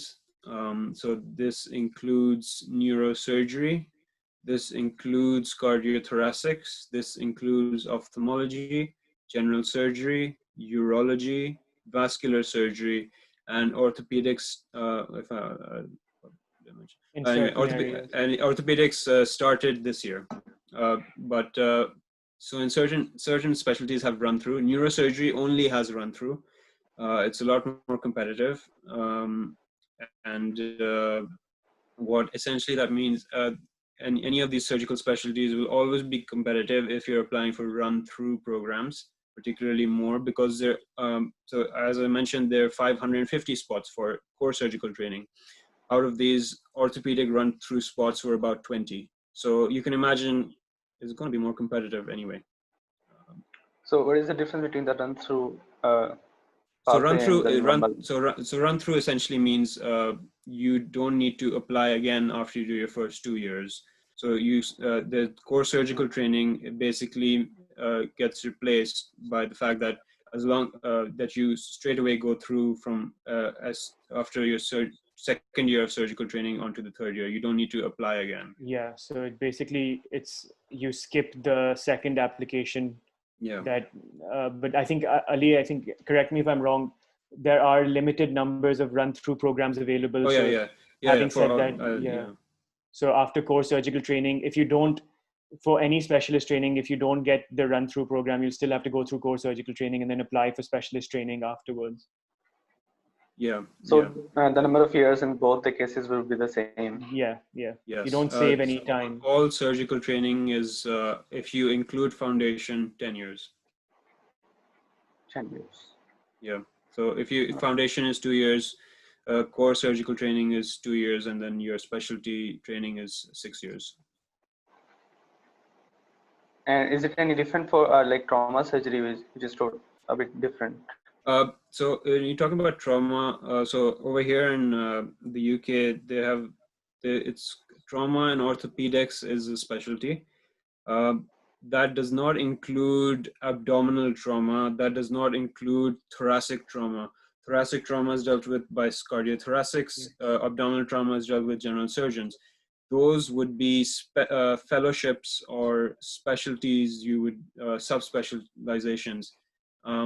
I'm not too familiar with how that happens, but exactly. But So what I can tell you is that the UK system for trauma, particularly, is based. Each deanery or location has a major trauma center, and those would be the areas only where they would be actually so sending trauma patients and doing trauma. so my brother's a surgical registrar over here. So he's going towards the end of his surgical training now. So I think like most specialties, towards the end of your training, so let's say you're towards the last 2 to 3 years, at that point they do give you the opportunity to then start specifying or going into certain fields. So like if you're going into upper GI or lower GI surgery, etc., that's when you can start choosing those things in particular. So I think, but he's at that stage now, so he's now ST6 and he's choosing to go into upper GI. So I think within all of that, you'll still probably have to do a fellowship after you train as well. But I think as a general surgery and an orthopedics registrar, you're part of the trauma call every time you're on call, aren't you? So you get a lot of exposure to trauma, abdominal bones or whatever, and cardiothoracics. I think cardiothoracics is one of the few that's in specific centers. But if anyone has any kind of thoracic trauma, then the patient will probably be stabilized and sent straight to one of those centers. Is this possible that someone do 2 or 4 years of medicine and then go to surgery? So you'll have to apply all over again for training. There's no crossover, right? Because the kind of pathology you see, the kind of skills that you gain are completely different for medicine and surgery. So after doing 2 to 4 years of medical training, you can always get bored, and no one's going to say that, you know what, you're not allowed to switch. You can switch, but you'll have to start from scratch, unfortunately. I'll add that in certain specialties, they allow you to carry over your competencies. So these specialties would include GP, emergency medicine, which allow you to carry over competencies from other training that you might have been in. Yeah. So they add to your already competencies. So you might be able to like be a year ahead maybe when you start those things like that. Yeah. So yeah, but I don't think from like if someone's a medical trainee you going can't, into surgery, yeah. I don't think that's going to. Surgery doesn't accept that Yeah. though. Yeah, and neither does medicine. So if you're doing surgery and you're coming into medicine, you'll have to start from scratch. Same thing goes for things like anesthetics. So you'll have to start from core training level again if you want to switch. So let's say if you want to switch from medicine. So that's why I think that's one of the things that I wanted to touch on, which is basically don't be in a rush to get through training, because the last thing you want to do, and this is one of the things that they really emphasize in the UK, is I know everything seems like it's a lot of time, and we did counted out the years for you as well, but all of this does add to your experience. And at the end of the day, if you're doing a field that you love because you had to do an extra year somewhere else, so be it. But as long as you've made the right decision, so that you avoid doing 2 to 4 years somewhere else and then either continue because you can't be bothered going back to change your field, or you change your field and then you wasted a certain amount of time. I think it's very important to pick the field based on what you enjoy. So forget about, if you plan to stay in the UK, forget about the financial aspects of it, because most consultants earn the same amount of money. I don't think there's any consultant that would say he makes significantly more than anyone else from the NHS. Private practice is different. And I don't think Ali and I GPs earn just about the same amount. Yeah, as GPs any earn other the same as consultant. much as specialist consultants, sometimes more. So it really it gives you the opportunity to objectively pick what you enjoy. I'll add that for when you're actually just looking at these specialties and stuff, and looking at making sure you pick the right thing. A lot of what's popular in the UK is to do a third year after your foundation as an SHO. So they call it an FY3. You could use that time to get additional degrees, do a master's, do some locums and travel. These are kind of popular things done here. Or just gain experience in a field that you might be interested in. Exactly. So, and overall, I think with the length of time of training, you develop maturity. Mm-hmm. You're very young when you go into med school. You're still very young when you're starting foundation training. You're still very young when you're doing core surgical training in the grand scheme of things. Developing that maturity develops you as a person looking at the clinical situations.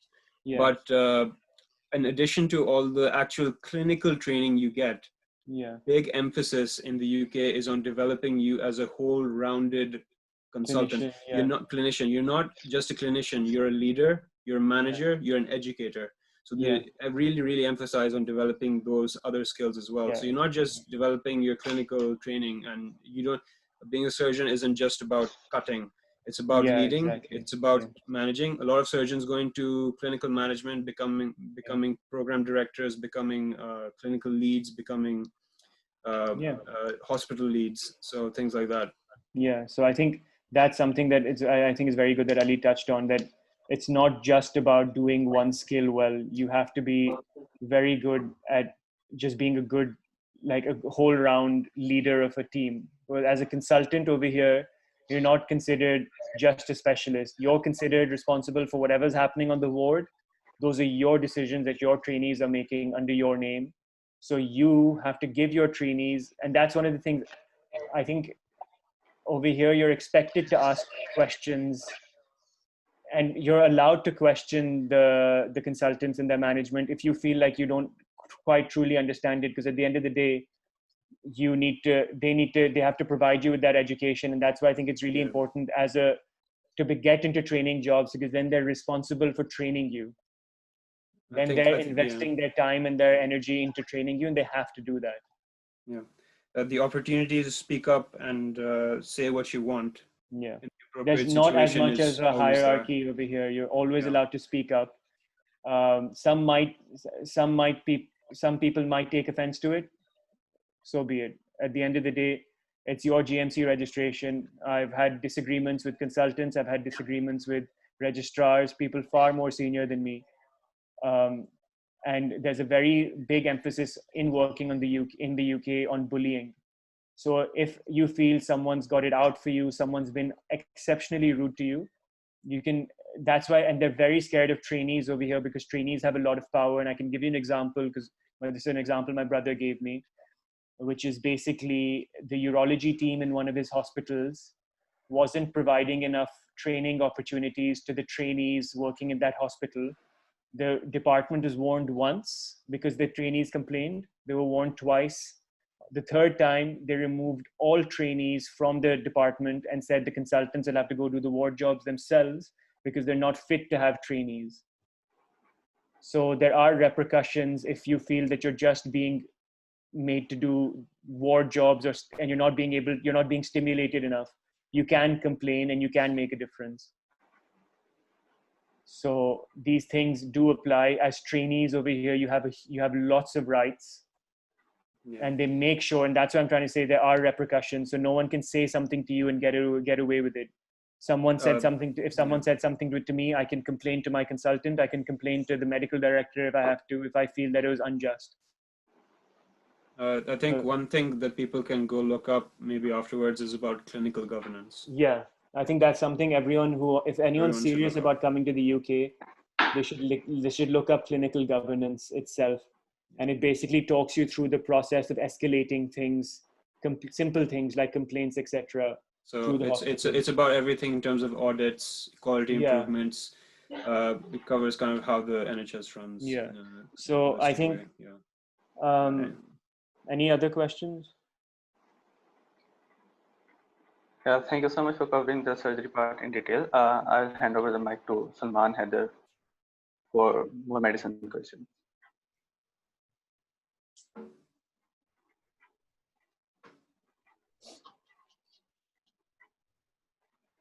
I think he might have some connectivity issues. That's okay. You can. I don't think it makes a difference. You can ask the medical questions, or I can have a look through the questions if you want. 1 second. So I'll fill in for Salman, I guess, right now, and just do it on my own. 1 second. It's fine. So medicine in particular. Okay. So what are the options you have? What are the options there for? Okay, no, that doesn't count. So which fields are the most competitive and how difficult is it to get into it as an IMG? I think that's something that applies for both medicine and surgery. So I'll just try covering it with the help of Ali. Medicine, getting into core medical training itself isn't extremely difficult. It's pretty doable. Again, I'm not going to say that you're going to walk through and people are going to be asking you to come in. It might not be that simple, but it's generally there are more jobs available because they need obviously more medical trainees because there are more medical fields than surgical fields. And they have more training posts available for those. So that's why it's easier to get into medical training. The competitiveness varies for medicine, for surgery, for foundation year 1, foundation year 2 varies depending on where you apply and which places you've ranked, right?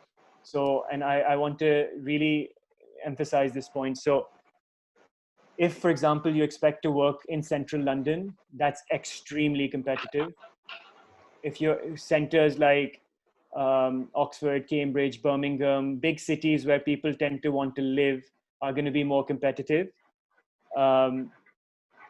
So the real competition for medicine from that perspective comes in specialist training. So your second application. So that will basically be when you, for example, apply to cardiology, when you apply to gastroenterology, which tend to be the two more competitive ones. And everyone, I think a lot of people want to go into that. Renal medicine is a very good field. Pulmonology is an interventional field as well now. So you can do those, you can get into that. I think in general, cardiology, gastroenterology are more competitive. Neurology, I remember there's a question that someone asked about neurology, which was basically you still go through you still go through medical training. So you do your IMT 1, 2.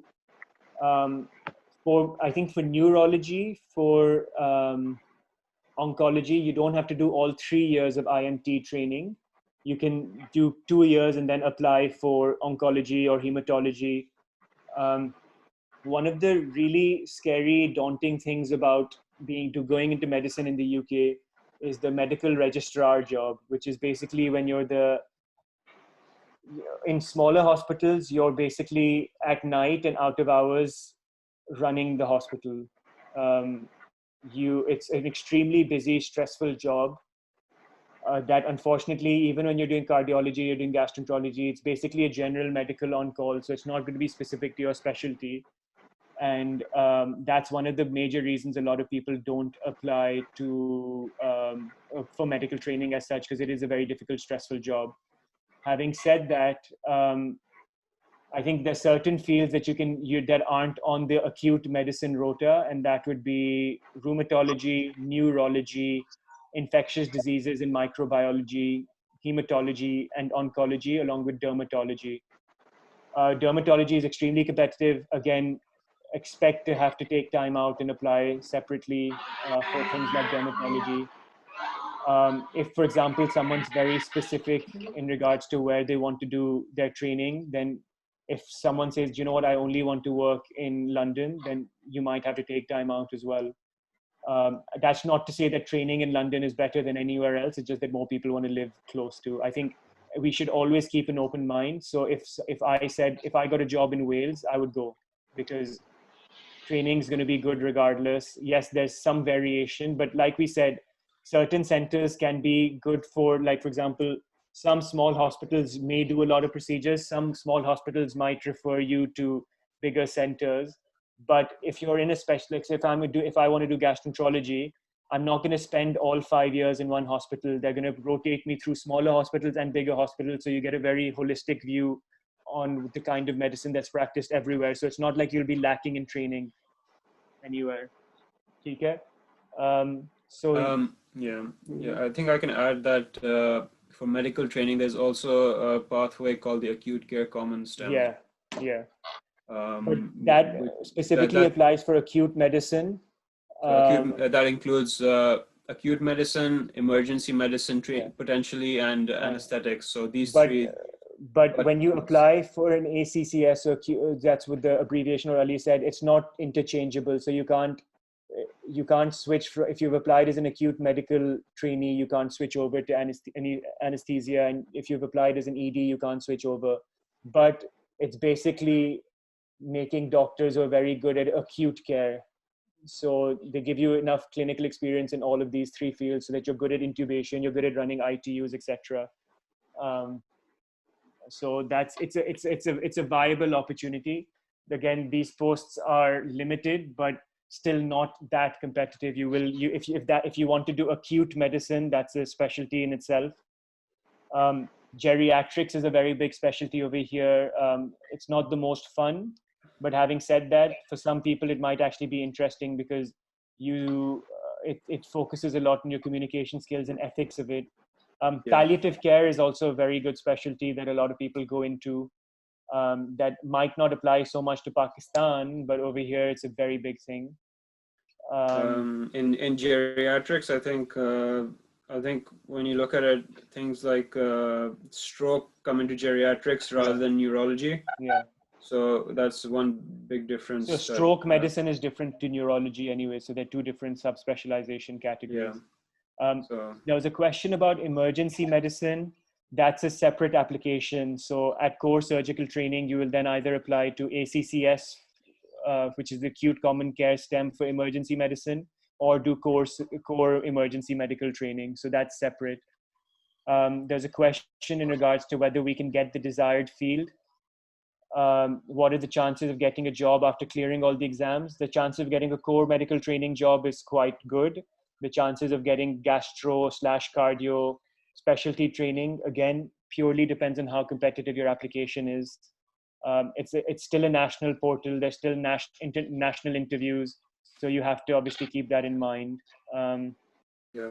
No matter what you're applying for, you need to work hard for it. So the ideal time to give MRCP 1, 2, and PACES. So for the MRCP, it's different to the MRCS. So the MRCP, you have to have worked in the UK for a minimum of 6 months before being eligible to take the Part 1. So basically what I would say is the ideal time to do your MRCP Part 1 would be in F2. If you can finish your Part 2 in F2, that would be great. I would say hold off on the PACES until you've finished or done at least a bit of core medical training, because again, it's a clinical exam. You need to be good Fluent. clinically and fluent clinically and very quick, not quick, but very thorough, and being able to get through the station well and being able to pick up findings. People do fail all of the exams. The MRCP is a difficult exam. Part 2 is a difficult exam. And PACES is, I think, the hardest of the three. So people really struggle with the PACES. So I think it would be better not to rush the exam. I don't know. I think I've spoken about neurology. I think that's pretty much it. One question that probably wasn't addressed in this talk was, and we got recently, was how do we really prepare for the PLAB exam? Okay, yeah. So I think, like we said before, PLAB 1, you would do the past papers that you can get on this PLAB group. I know it's not a very straightforward response, but Ali and I basically use those past papers, and we use the Oxford Handbook of Clinical Medicine and read through that, basically skimmed it. Okay. So there's a question that someone's asked about core medical training versus specialty training. In core medical training, you rotate through fields. So I've now got my core medical training job. So I'm going to be rotating through gastro. I'll be doing cardio. I'll be doing geriatrics, which is one of the mandatory ones. I'll be doing ITU, and I'll be doing acute medicine as well as palliative care /onc. So this is basically giving you a general medical training. So you're going to be dealing with a lot of medicine specifically. In the third year, they still haven't really decided what we're doing with the third year. So I would just hold off and maybe have a session later on in my training to talk you through the actual, or maybe do a specific medical training one. One of the things that I think is specific to medicine is now the core medical training is 3 years, right? And it doesn't affect the total amount of time of training, because now instead of starting specialty training as an ST3, you will start specialty training as an ST4. So in my last year, which is my third year of medical training, core medical training, I will basically be essentially the same thing as a medical registrar, but I'll be covering acute or general medicine, which isn't the best when you want to do specialties. But I think again, most people who come out of the UK are going to be dual accredited. So you'll be an acute medic as well as a cardiologist. You'll be an acute medic as well as a gastroenterologist. A few fields, like I mentioned earlier, like neurology, oncology, rheumatology, microbiology, and infectious diseases won't do acute medicine, but the rest of them are expected to do it throughout your training, which is the part that sucks about doing medicine, where basically you're expected to do acute medicine throughout your specialty training. So there'll be times where you'll spend a month outside of gastroenterology training just doing the acute medical take, etc. But it's part and parcel of the training. I think it makes you a better doctor. All right, so now let's move on to the comparison between the pros and the cons of training in the US versus training in the UK. I think comparing the US to the UK, we can't compare it because we haven't experienced it. Yeah. So I think we'd be reluctant to compare the two, but I think it'd be important for us to state what the pros and the cons are. And I think it's important for whoever's listening to the talk to basically then make their decisions. At the end of the day, we can't we're not selling, it's not like an advertisement program, but we do wish that more people from Pakistan do come in to the UK. It builds a strong body of Pakistani doctors, and it is good at the end of the day. But we can't obviously make people think another way. So I don't think we weren't ideally wanting to compare, but like I think the pros that we can mention and the cons that we can mention are pretty simple. I think starting off, I think for people especially who plan to have family lives and plan to move here with their spouses or eventually obviously get married once they're training here, and if their wives are working, and I think this applies to women more so, is less than full-time training. So let's say you do have a family, you can always opt to work. And I don't know how, I don't know about other countries in regards to this, but you can always work, for example, opt to work 60% of your working hours to basically provide you time to spend your training. Yes, your training will take longer, so they might add on a couple of years to your training overall, but you'll get to spend more time with your family and your children, etc., during the formative years of their lives, which I think is invaluable. So the flexibility of training over here with less than full-time training, etc., is, I think, is unmatched. The next point I feel specifically for women, obviously, because men aren't physically able to do this, but it's things like maternity leave, right? So you get 9 months of maternity leave in the UK and 3 weeks of paternity leave in the UK as well. So 9 months in which you spend, I think 3 months you get your original salary, so your complete salary you'll get. 3 months, I think you'll get half your salary, and then I think and in all of this you can add your annual leave as well. So if you supposedly take your annual leave, you can then basically get your salary for longer. And I think for 3 months, then you don't get salary cut, but you don't get paid, but you're basically allowed to stay off work 9 months after having a child, which I think is amazing. I think the work-life balance in England has been great for me so far. I've enjoyed training here. Again, you have difficult shifts. I'm not saying that it's going to be easy. There's certain hospitals that are going to be understaffed. There's certain shifts that are going to be understaffed.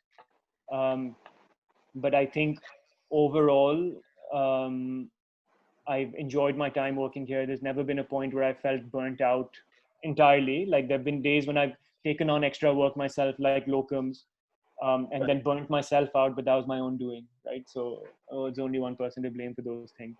So you do have a good work-life balance. And I think things like being closer to Pakistan, like I said, I can fly back to Pakistan again to meet my parents, all my family's in Pakistan. So I can fly back to Pakistan on a moment's notice. God forbid if anything bad happens, you can easily fly back to Pakistan in the same day, or you can make more use of your annual leave. You spend less time traveling. I think that's a major pro for me, at least, because I think that really does help. And I think I'm going to end with this to allow Ali to talk about his pros as well, because I feel like I'm hogging this bit. It's all right. I think I'd agree with most of these. Oh, sorry, just mention that one point. Go ahead. So the other point that I wanted to state is I feel training in the UK kind of gets you used to critically analyzing what you're getting done for each patient, justifying even the simplest of blood tests, to be fair, because at the end of the day, it's not something that you just bill to the patient or bill to whoever. It's coming out of the hospital, it's coming out of the UK taxpayers' money. So you have to really justify the investigations, justify everything that you're getting done. I think that kind of medicine that you practice, you can translate back to Pakistan, where not everyone can afford to get every test under the sun. Not everyone can afford to get all the investigations done at the same time. And I think all of these things do make a difference. I think simple things like your ability to communicate with people from like the sheer number of years that you do, the fact that Ali wants to do surgery, but he's still gone through respiratory medicine, he's still gone through geriatrics. I've done ITU. He's done ITU. It makes him a more well-rounded clinician because he's got experience. He knows how to talk to old people. He knows how to talk to. Yeah, it's true. They can over here, Yeah, at least they yeah. can To be be very fair, frustrating, right? And one of the yeah, common things that yeah. people talk about with surgeons is that they don't know how to talk to human beings, right? So, Thanks, thanks. so, so I think training over here, if you look at the trainees, and I think that's one of the big differences I've noticed. If you look at the trainees, the trainee surgical regs in comparison to the people who just come for staff grade jobs, in terms of the communication skills, there is almost no comparison, I would say, in terms of being able to talk to patients. And at the end of the day, that counts so much. You can talk patients out of doing out of being upset. You can talk them out of complaining. You can talk to them just about, if someone just getting up and wanting to leave, you can just talk to them nicely and they'll want to stay in the hospital. It's simple things like that.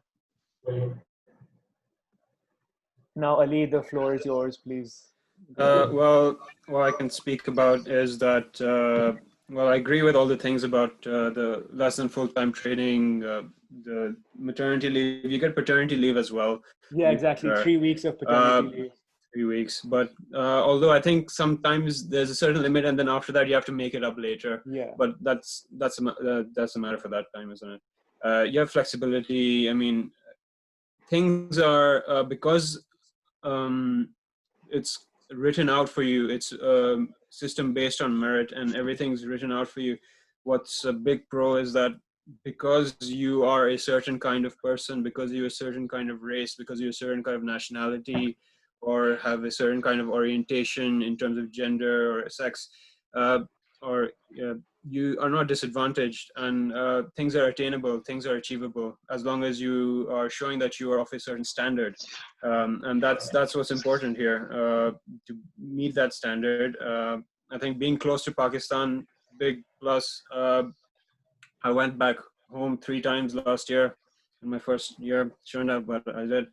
Uh, because it's easy. It's just easy. That's what it is. And literally, we get a week's notice from my mom. Come back. I can go back. Yeah. Get holidays. Go back. As long as you have holidays available. I think someone's asked a question early in the question section about where you get your training whether it affects the quality of your training, especially for surgical specialties. I think I can speak for both surgery and medicine right now in saying that for specialist training, they rotate you through multiple hospitals. So you generally get a very similar training across most things. Yes, there are going to be minor variations, but overall, you'll be going through tertiary care, you'll be going through district generals.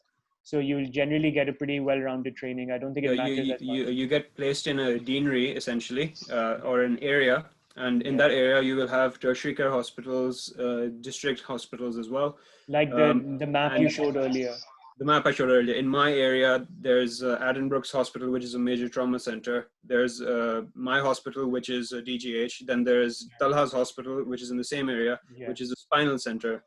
Our major trauma goes to Addenbrooke's. Our spinal issues go to Ipswich. So, and there's no vascular surgery in my area. So all vascular trainees are at Addenbrooke's. Yeah, exactly. Or at bigger centers. Plastics trainees are at bigger centers. There's no plastics at my area either. There's no neurosurgery in my hospital. So you get variation in terms of, and accordingly, like, then the general surgery, the orthopedic trainees that I know, because I'm interested in that, I know them. They've rotated in places like Norwich, Ipswich, Addenbrooke's, my hospital. They get variation of experience. And the same goes for all specialties. So like, I think the worry would be for someone who's like, I want to do a procedural specialty in medicine as well, would be that, oh, am I going to get access to certain procedures, or will I just be stuck doing simple stuff? So the question would be, as a junior doctor, you'd want to spend more time in smaller hospitals because you get more responsibility, you get to do more stuff. As you get more senior, that's when you'd want to go to bigger hospitals like Cambridge, like Norwich, etc. Now, I think trauma and orthopedic surgery, general surgery, is surgery that's done in all the district general hospitals. It's specific stuff like spinal, like neurosurgery. I'm sure there's specific types of general surgery and specific types of orthopedic surgery that don't happen everywhere, but the bare basics that you need to do to become a junior specialty trainee and to become really good at something, I'm sure they have enough in most centers for you to be able to do. And then when it's time for you to do more advanced stuff, you're going to be going to bigger centers anyway. Ali, I think, would you agree with that? Yeah, yeah. And for neurosurgery, if you're in neurosurgical training and they don't do neurosurgery in smaller hospitals, then they're not going to post you in small hospitals. They'll only post you in hospitals where you're doing neurosurgery. It's as simple as that. All right, so one question that came up was that if somebody did their residency in the US and they wanted to, for example, live in the UK, then is that a valid option for them? Is it possible for them to practice in the So for this, I think if you go to the GMC website, see what board qualifications are acceptable, and if you look at specific, I think take a bit of digging. I don't know the specifics off the top of my head because it's not Again, I something feel like I've that's seen a very commonly. niche question. That's very niche. Not Yes. many people come from the US to the Yes, UK, yeah. to be fair. My question to that person, firstly, would be why? Are they completing their training in the US and then wanting to move here because they should have just done it here in the first place? That's true. Yeah. But like you don't see that very often, if I'm being honest. I think again, I think Daniel, someone's asked about how many years in urology. It's going to be the same number of years, so it's going to be IMT1, IMT2, and then ST3 all the way to ST7 or ST8.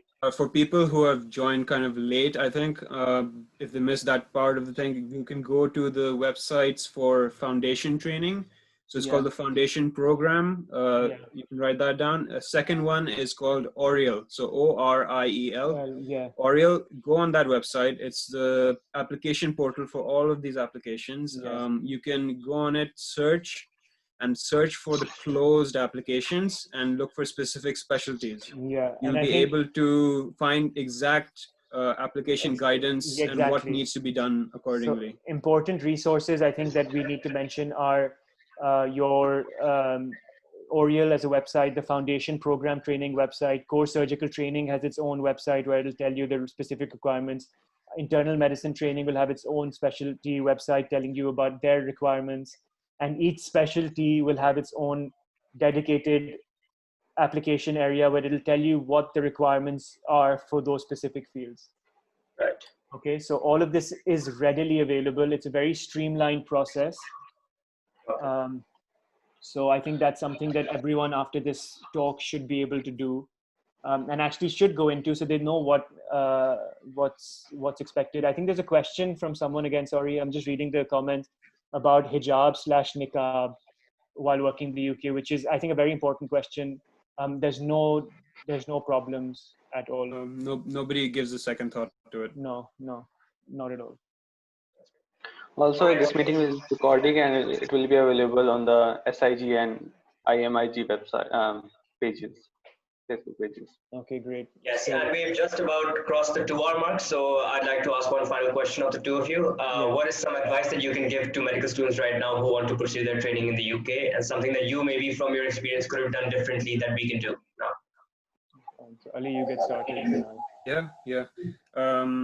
So I think when I was, so it was kind of discovery by self, and as an extension, Talha, both of us being in the same batch, kind of having kind of the same goal. We discovered everything by ourselves. We didn't really ask anyone about anything. It was because the information is available on the websites and stuff, thank God.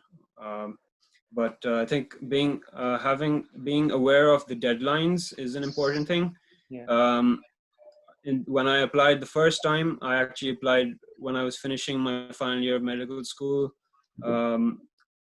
My papers were sent 1 day late, so I couldn't apply that year for various reasons. So be careful about deadlines. I don't regret it, whatever happens. And I did, then the next year, I think overall in the grand scheme, I think that was probably for the better. But then you have, other than that, sorry, Talha, go ahead. I lost my train of thought. No. Okay, fine. Yeah. So the question was basically what advice I'd give. I think number one is my number one advice to everyone is always keep your options open, whether that's Pakistan, whether that's England, whether that's the US. Look into everything. Don't, and international relations, international travel, all of these things change all the time. So always keep your options open. I think the core of this talk was to make sure that we explain to people that the UK is still a viable option for you to come to train to. And we wanted to make it an attractive option for people to come and train here as well. I think a lot of people get daunted by the number of years training, but I think what we need to remember is that at the end of the day, you're still becoming a consultant and you're still going to become a very, very qualified and able clinician. As far as advice goes as to what to do in terms of training specifically to come to the UK, I would say maybe try getting involved with audits in AKU themselves. I think small poster presentations will go a long way. I think just looking at the points and understanding what the application wants from you will go a long way in terms of applying. And I think there's the second thing that I would say is don't look too far ahead. I think look towards the next step of training, get into the next step of training, and once you're in that step of training, then look towards the step after that. Don't look 2 steps ahead and then unfortunately miss out on the step that you need to be going into. You know what I mean? So, and I think the other thing that I wanted to explain to all the fellow students and stuff is basically this concept of time. Don't rush things. Like it's okay to take your time, figure out what you want to do. It's okay to take an F3 year, so take a year out even after your F2. If you're not quite sure, it's okay to change specialties. It's okay to go as an old trainee. It's okay to go to do an extra degree. All of these things will improve you as a person. If you want to do surgery and get stuck in a job that's medicine, you're only going to be better for it. You're not going to be any worse because you can't do that. You'll improve your clinical experience. Number 2, keep an open mind. Don't just reject jobs based on their location or based on where people are. My advice to everyone would be to get your foot in the door, whether that's in Wales, Scotland. They have wonderful training opportunities everywhere. Whether it's a small town that you've not heard of, keep your options open, apply to all of these jobs when it's time to apply. And then just see where, inshallah, everything will go well, and then things will fall into place. But the key is to not get too far ahead of yourself and just, I guess, get your foot stuck in the door first, and then hopefully take it from there. Yeah, I would agree with that. Get in, then take it step by step. I think that was a very important, good point to emphasize. Take it step by step. Don't get ahead of yourself. Includes giving exams. Well, if you're going through down the FY2 pathway, don't get ahead of yourself giving exams like the MRCS, MRCP. Focus more on audits. Focus more on these things which will get you more points. So like you're 3 months. You're 3 months studying for the MRCS Part 1. You can complete 3 audit projects, present them at international conferences, and you'll get points. You'll get 12 more points. 12 more points. You'll get 12 more points. MRCS gives you 1 point, so you'll get 12 extra points just off doing that. So there's a lot more benefit to the work. Yeah. I think there was also a question about after training in the UK, can you go practice elsewhere? I think coming back to Pakistan, as I said, it's a very, very relatable practice. In fact, we have a lot of consultants at AKU who are UK trained. We have a lot of consultants in Pakistan who are UK trained, who are very good at what they do. And then I think places like the Middle East, etc., love trainees from Pakistan, from England, coming back and working there. So that's one of the things that I had to say. And I think there's a question that I've just replied to on the chat, so that's fine. I don't think there's anything else. And somebody's asking about doing fellowships and things. Of course, you can go ahead and do that.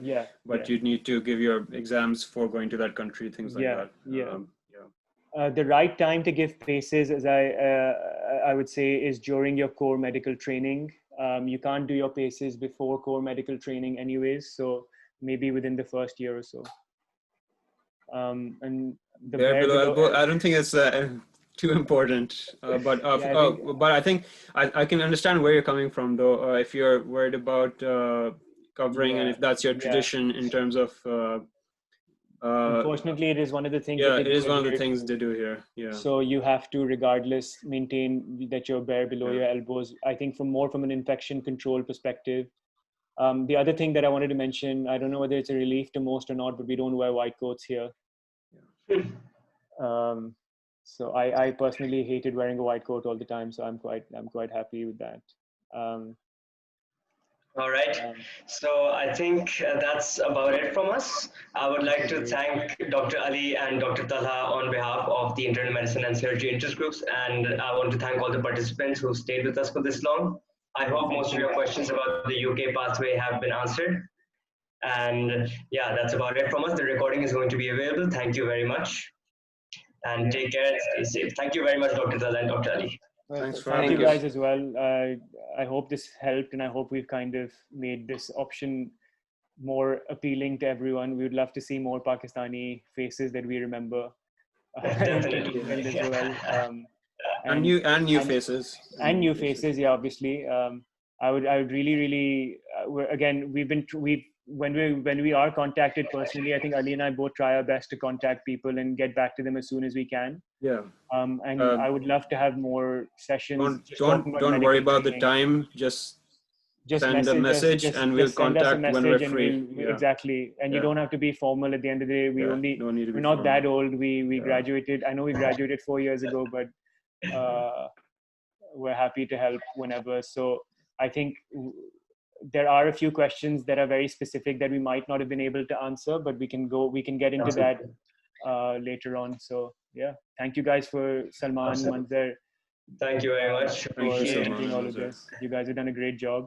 And I can almost guarantee to everyone who's listening to this that none of this would have been possible without their hard work. So good job, guys. Definitely. All right. Thank you very much. All right. Let's end the call now. Okay. Thank you very much. See you guys. Bye. Bye-bye. Bye.